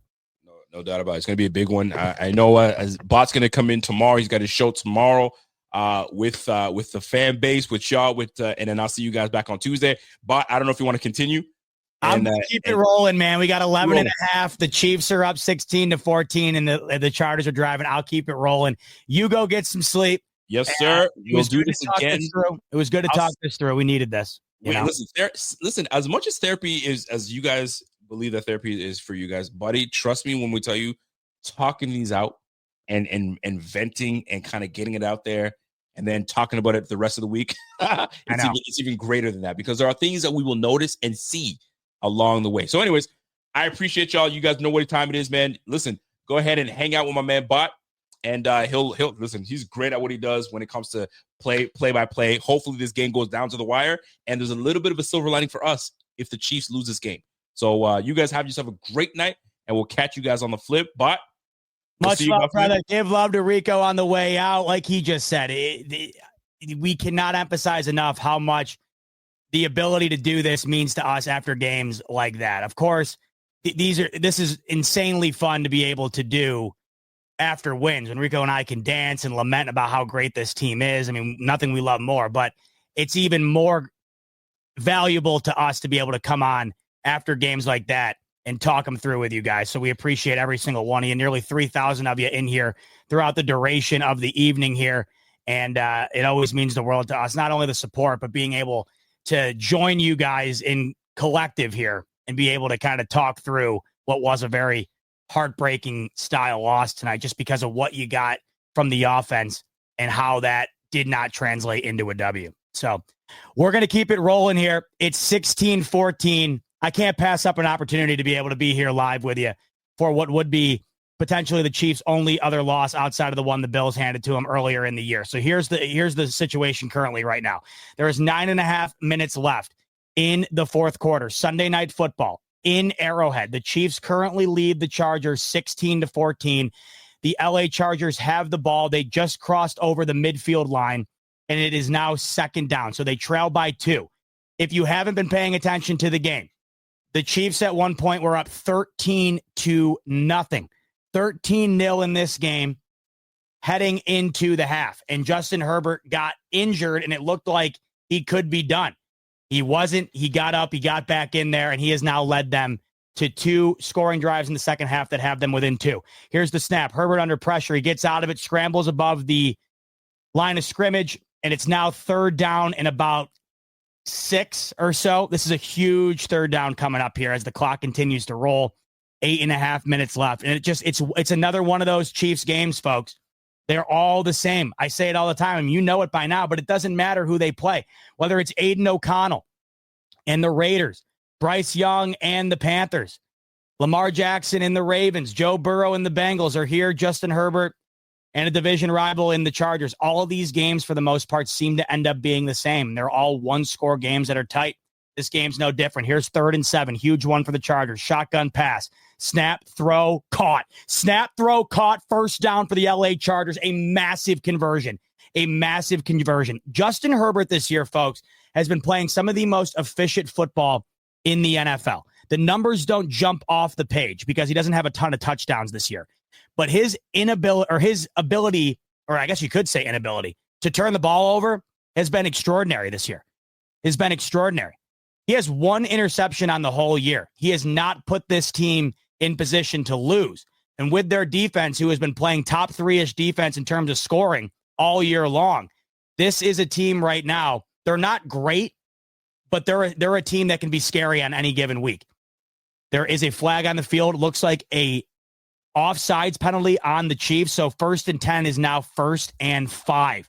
And that will put the Chargers on about the 27-yard line with 7.5 minutes left. Now, this would be huge. Of course, this would have been even bigger had the Bills found a way to win earlier today. And the Chargers somehow find a way to win this game. Man, the Bills would have had the 1 seed going into the Lions game. But if the Chargers beat the Chiefs here, despite the Bills' loss, you're just back to where you were going into today. So this is massive because all the Bills care about right now is a 1 seed. They don't care what the record is to get to that 1 seed. They don't care how they get to that 1 seed. They just want the 1 seed. And we've never had the 1 seed with Allen. We do not know how big of a factor that could be in them finally getting over the hump. I think personally it would be a huge factor. Just that ability to not have to play that first week, I can't even fathom how big that would be.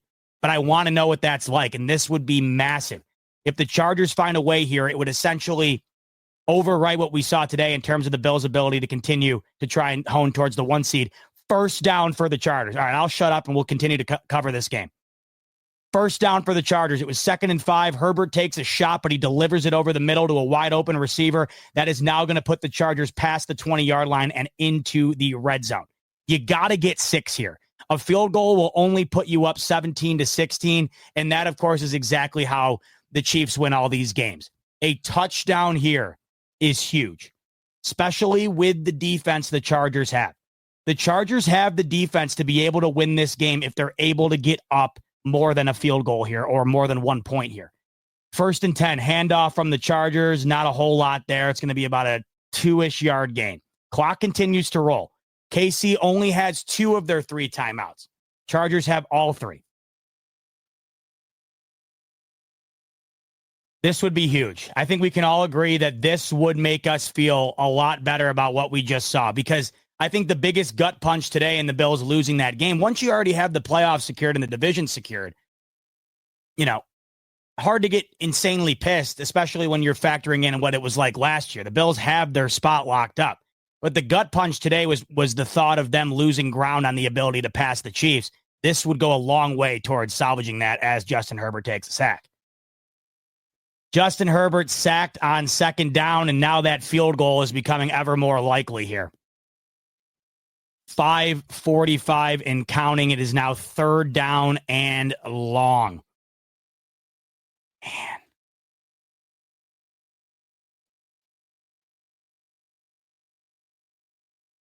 Just nobody there in the pocket collapse. He did have a guy. He just didn't have the time.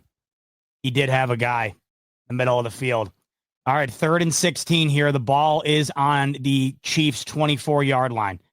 And they're just going to go conservative with it. They're going to hand the ball off. They're going to get about 4 yards to set up an easier field goal. I don't blame them there.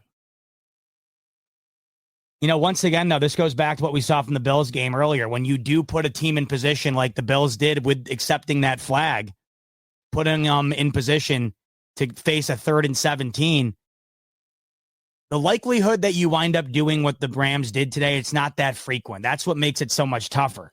It makes that decision be put into question. But the reality is the defense could not stop the Rams' ability to move the ball.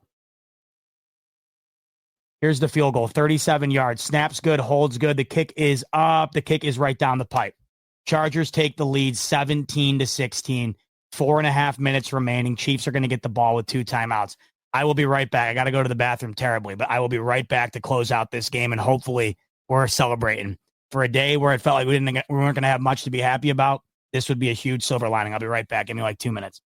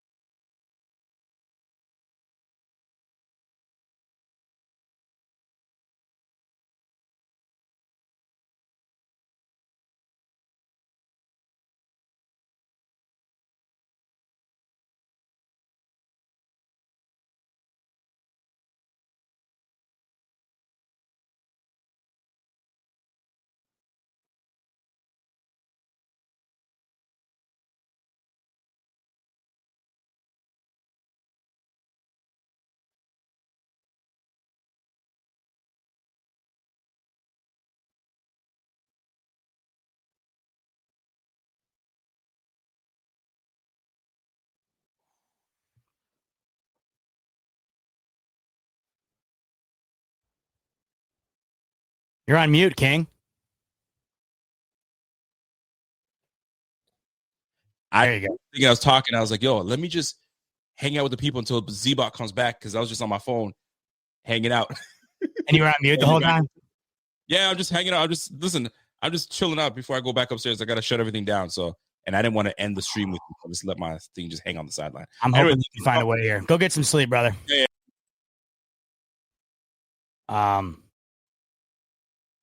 Man, once again, it's those moments, these moments right there. It's like the Chiefs defense, right? Chargers are set up to go and take a 5-point lead, which would then force the Chiefs to have to go the distance. But now it's just they always make the play. Like defensively, they get the sack there. You force the field goal, and this is how the Chiefs win games. Like I know it seems like impossible every week to try to figure out how the hell they do it the way that they do it every time.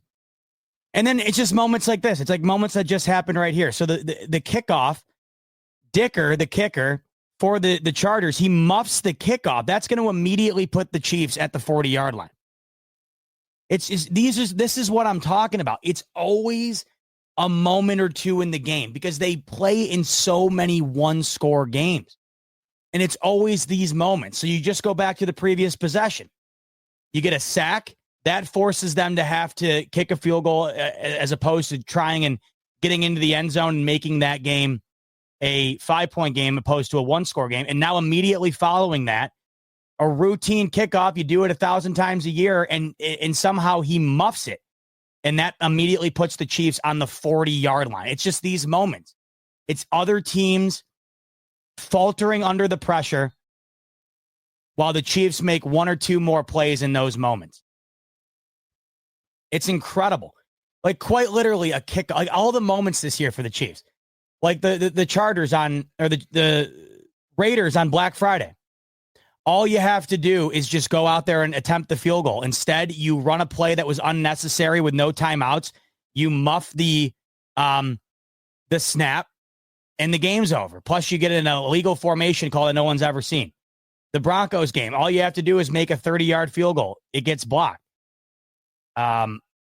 It happens time and time again. So here we go. Wow. All right. So instantly 2 incompletions.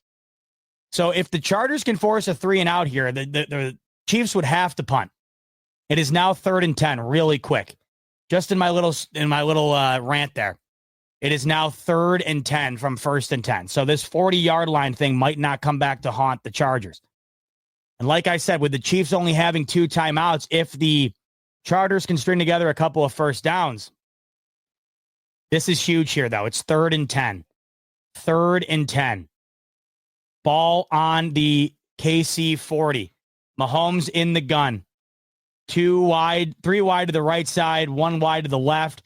Chargers bring the pressure. It gets home, but Mahomes steps up. He throws. Got a man caught.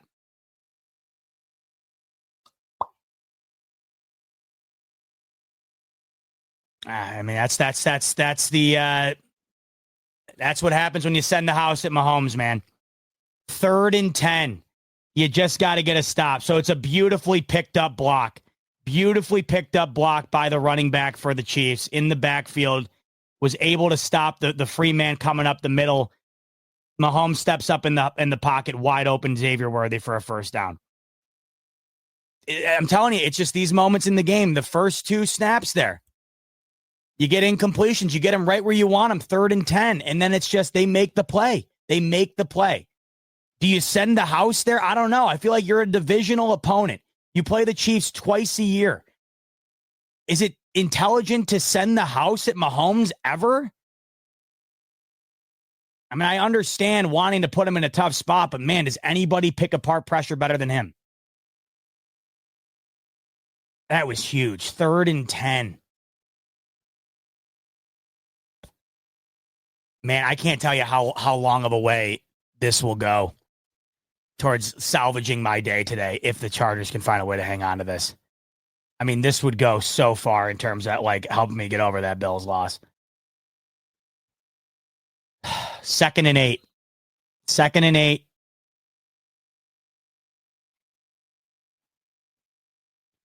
Ball on the Chargers 44. Empty back from Mahomes. Snap. Looks. Steps up into the pocket. He scrambles. Man, first down.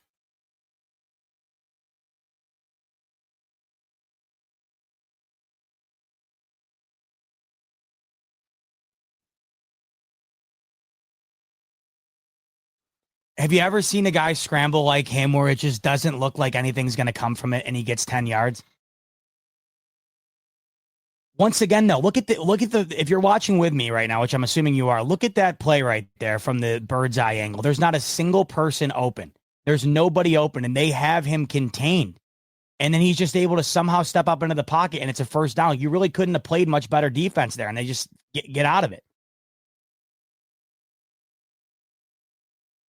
So they're already well into field goal range here, and now it's just a matter of what ends up happening in terms of time.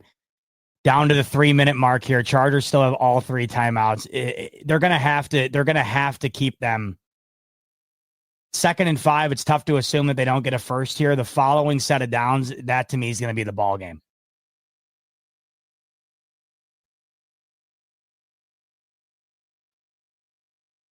Second and 5. Ball on the Chargers 29. They're going to hand it off. Right to the first down marker, about a half yard short. So this is the fear, is they're just going to run the ball out. I mean, or they're going to run the clock out here.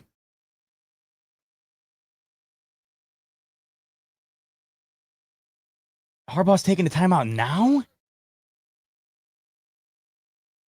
Oh. I mean, I guess it's all the same. I don't know. I guess it's all the same, but it's 3rd and 1 now. And he burns the timeout there. I mean, either way, it was going to get down to the 2-minute warning, so I guess it doesn't matter, but oh, man. That 3rd and 10 was so big. Giving them the ball at the 40 and then allowing a 3rd and 10, that was just, man.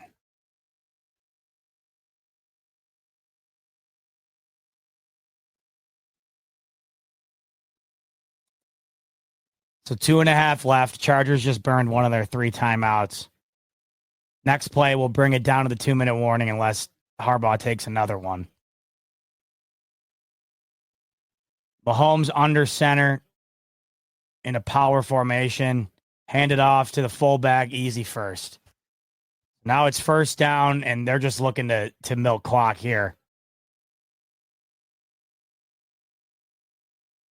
Looks like Harbaugh's going to take that second timeout.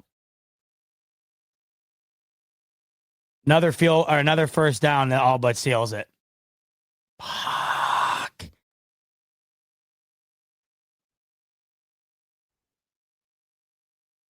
So like I showed you earlier, if the Chiefs, so the Bills went into today before the loss with roughly a 48% chance at the 1 seed. With the loss and a Chiefs win, that falls down to about 20%. But if the Chiefs somehow find a way to blunder this in the end here, that percentage goes all the way back up to right under 50%. So the way that this game ends here is literally about it's about a 37 to 38% swing towards the Bills' chances of getting the 1 seed. Because then if the Chiefs win today, you would need them to then lose 2 of their final 4. Plus, you'd also have to have the Bills beat the Lions and then win 3 consecutive divisional games. So this is huge. Now, the Chiefs do have games on their schedule where you could see them, you could see them dropping 2, but that would also factor in, like I just said, the Bills will have to beat the Lions, or then you're just banking on what is not going to happen, and that's the Chargers essentially, or the Chiefs just essentially losing out. They got to find a way to keep them from getting a 1st down here, hold them to a field goal, and then somehow Herbert gets them into field goal range.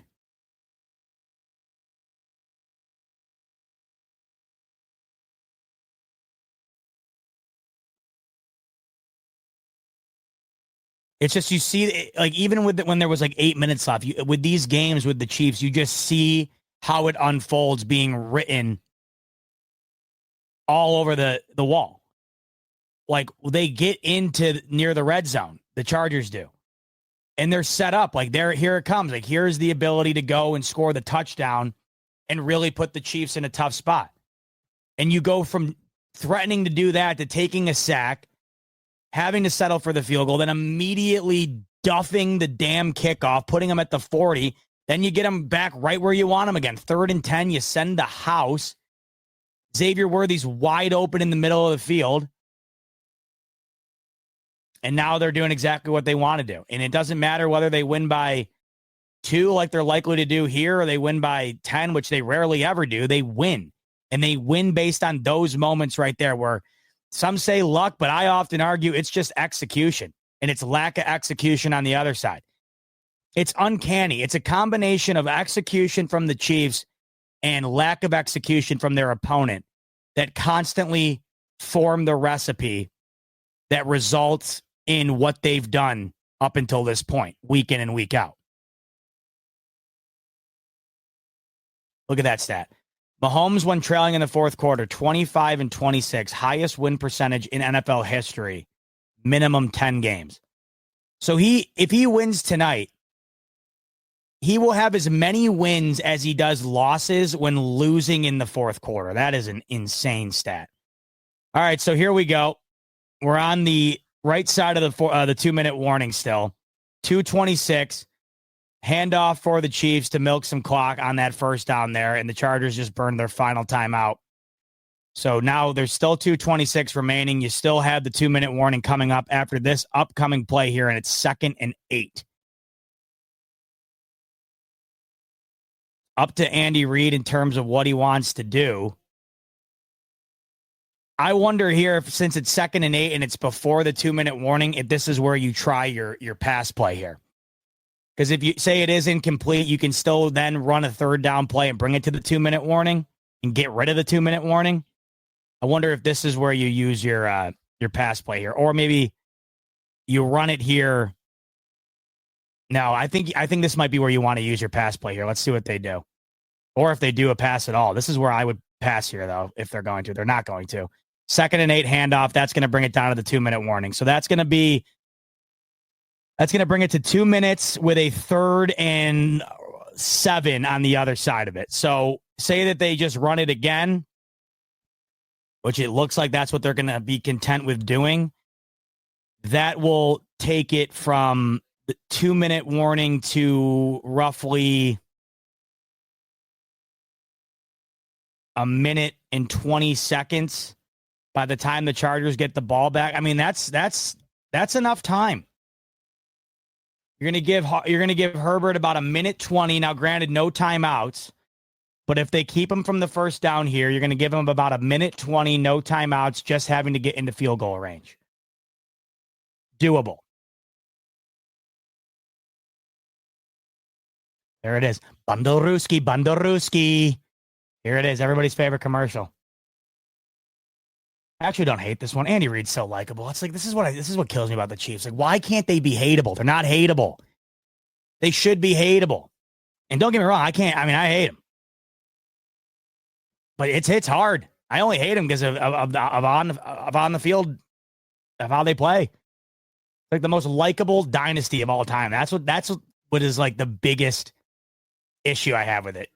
Because the Patriots were so unlikable. You know, like Rich is saying, yeah, it's like, how can you not like Andy Reid? The Nuggies commercial, the Bundle-Ruski, like, how do you not like the guy? The guy literally took a play drawn up by a Kansas City janitor and implemented it into a Super Bowl, and it worked. Like, who doesn't love the guy? It just sucks. I mean, the Patriots were the polar opposite. It was so easy to hate New England. Oh, my God, they basically wanted you to hate them. They were begging you to hate them. The new commercial right now, though, that I hate, like I'm telling you, I hate it so much that I can't even like bear it anymore. I got to leave the room. It is the Amazon commercial. Speaking of the janitor, it's the Amazon commercial where they hear the janitor singing. So they go and buy him a suit coat and then they let him sing on stage. I hate it. It's like, I can't stand that commercial, man. I hate that commercial more than anything right now. I think it's just so patronizing. It's like, oh, just because it's Christmas, we're going to let the janitor sing now? Like, why can't the janitor just sing whenever he wants? Like, why is it got to be Christmas time? And, like, we feel bad for him because he can sing and he never gets his shining moment, so we'll give it to him now because it's Christmas? Like, why haven't we done it before? Guy can sing, put him up there. I hate that. Like, oh, feel bad for him because he hasn't been the singer he always wanted to be. Well, why didn't we figure it out beforehand? Guy's got chops. Get him up there. And they buy him a suit from Amazon. Who's buying a suit off of Amazon? I mean, I buy 99% of everything I buy from Amazon. I'm not buying a suit on there. I don't know. I also just don't like the song in that too. In the world needs love. It would be better if it was like an upbeat song. But I can get into this. All right, here we go. 3rd and 7. Mahomes rolls out. They're going to throw. Oh.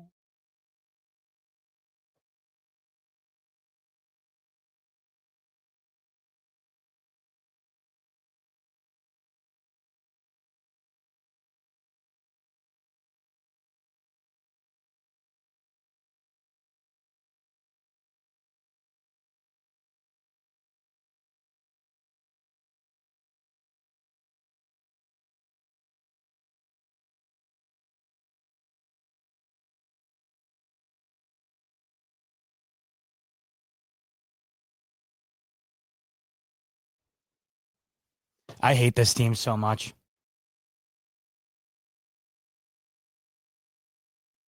I mean, he just put that dude on ice skates.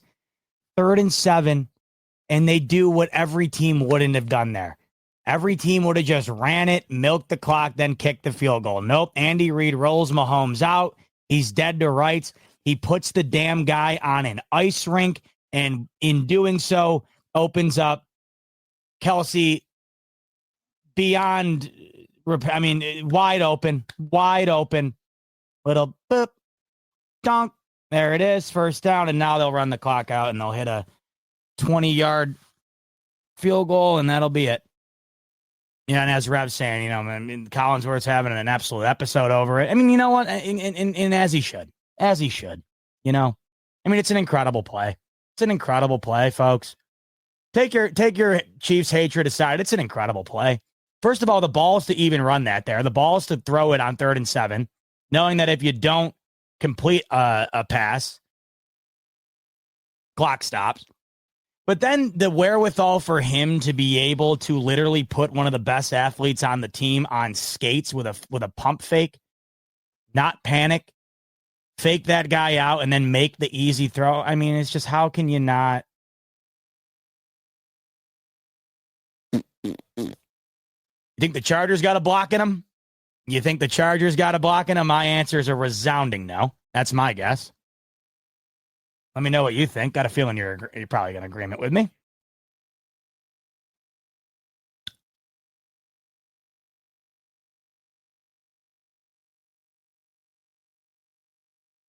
And this is why it's so hard to imagine. This is why it's so hard to imagine the Bills find a way to overcome and get this 1 seed, because they just don't lose these games. And you're going to have to rely on them finding a way to lose 2 of these over the next 4. They've lost 1 of these over the last, 18?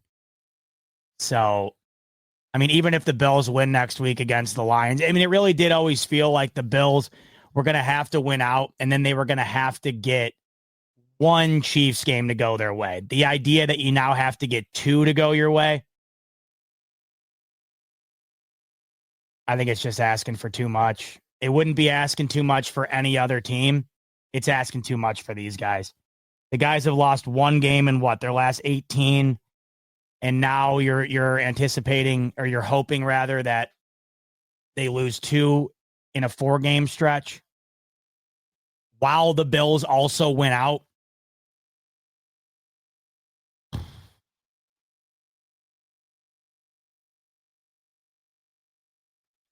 Well, here we go. If the Chargers were kicking this, guaranteed it would hit the upright, or it would be blocked, or something insane would happen.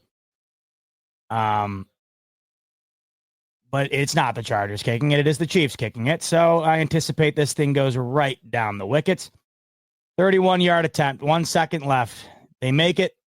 They improve to 12-1 with a 2-game lead on the 1 seed. The snap's good. The kick's good. The hold.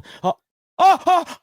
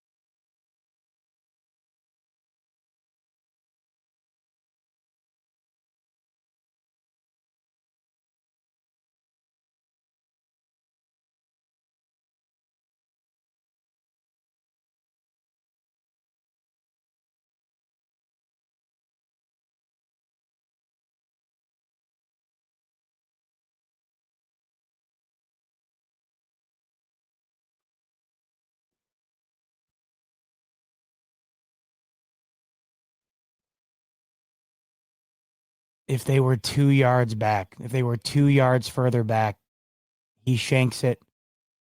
The Chargers win. The Bills 1 seed chances are resurrected. I can't take this shit anymore. I can't take it anymore. Every week, it's something different. Every week, just when you thought you've seen it all, you haven't. The guy's got a 31-yard kick. It's an extra point, and he drills it off the upright, and it just still finds a way to fall in.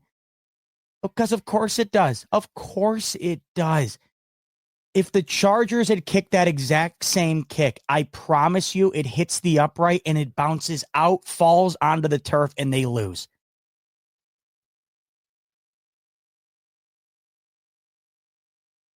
You can't make it up. I mean, I can't. When am I going to get, I guess I'll just never,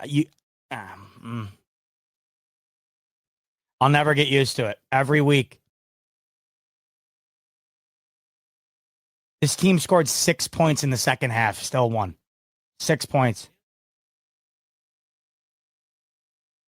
They scored less than 20 points. They still won. I mean, how many times has this happened this year where the Chiefs have done essentially nothing offensively and still won? Let's just walk through it here. Let's look at games where they've scored 22 points or less. 22 points in the Falcons game, win. 17 points in the first game that they played against the Chargers, win. 16 points against the Broncos, win. 19 points against the Raiders, win. 19 points against the Chargers, win. They have 12 wins this season, folks. And nearly half of them have come in games where they've scored 22 points or less. 4 of them have come without scoring 20 points at all.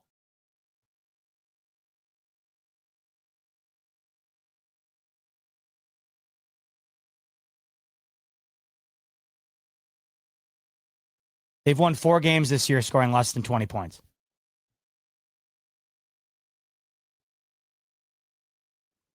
I mean, what more can you say? What can you do? Like, I don't even know. What is, I don't know. I just don't know. And you want to sit here and you want to say the Chiefs, like Rich is saying right now. Rich is coming in here on the chat. And Rich is saying Chiefs will not three-peat. Like, I want to sit here and agree with you. You score 19 in back-to-back weeks against divisional rivals, and you score 19 points with the team having an ability to win late, and you win both of them. Think about it. There are 3 of their 4 wins this year. No. Oh my God. Guys, I can't even make this up. 4 of their wins this year, the 4 I just mentioned, all 4 of their wins where they've scored less than 20 points are all divisional games. All of them. They beat the Chargers twice, scoring less than 20 points. Tonight, scoring 19. Back in week 2, week 4, scoring 17. They beat the Broncos, scoring 16 with that blocked field goal at the end. They beat the Raiders on Black Friday, scoring 19 with the Raiders being in field goal range and not even getting the kickoff. They have 4 losses this year, scoring less than 20, and all 4 of them have come against division rivals. They have lost 1 game all season long. 5 games of their 12. 5 of their 12 wins have come scoring 22 or less.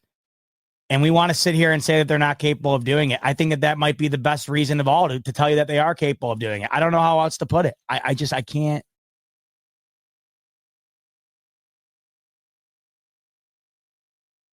This, though, is the one reason why I've said that I think that the Browns have a chance next week against them, because the Browns play with reckless abandon offensively. They just do not care. Jameis doesn't care. They don't care. Their season's over. I could see them finding a way to put up points. You have got to put up points, because in every one of these games where the Chiefs have scored less than 20, obviously you can't win if your opponent scores more than 20. And they've held these teams to 17 or less every time. Back against the Chargers, the first time they played, they held them to 10 points. Against the Falcons, they held them to 17 points, right? Against the Broncos, hold them to 14. The Raiders, 17. The Chargers, 17 tonight. Like, you have got to go against the team. That's why the Bills were able to beat them. The Bills hung 30 on them for the first time in, 2 seasons? That's the only way you can beat them. If you're going to play a close, low-scoring game, you're going to lose to these guys every single time.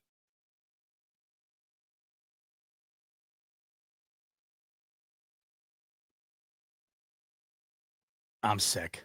What a sickening end to a sickening day. Unbelievable. I thought we had something there, folks. What a fool I am. What a fool I am. Hey, thanks so much for hanging out tonight, folks. We really do appreciate you, truly, more than you know. A lot of love for you. We had just about 3,000 of you in here throughout the entire evening. Too much love for you guys. We need you the most on days like today. I hope that it made you feel a little bit better joining us. It made us feel a lot better joining you. God, I wish we were feeling a little bit better than we already are right now. We're not feeling that good right now. What am I freaking saying? I wish we were feeling good right now. That would have been a great nightcap. Unbelievable. Well, we got to watch it together. Unbelievable. Unbelievable. I mean, what more can you say? What more can you say? All right, that's going to do it. You guys are the best. 3 hours in the books. 3,000 of you in here throughout. Can't say enough. You guys are the best. We'll see you tomorrow for the smoke break. Can't wait to talk more about what we saw today and look forward to what's coming up. And that includes a massive, massive game for these Bills against the Detroit Lions. Huge week ahead. Can't wait to spend it with you. On your way out, like button if you could. Subscribe button as well if you'd be so kind.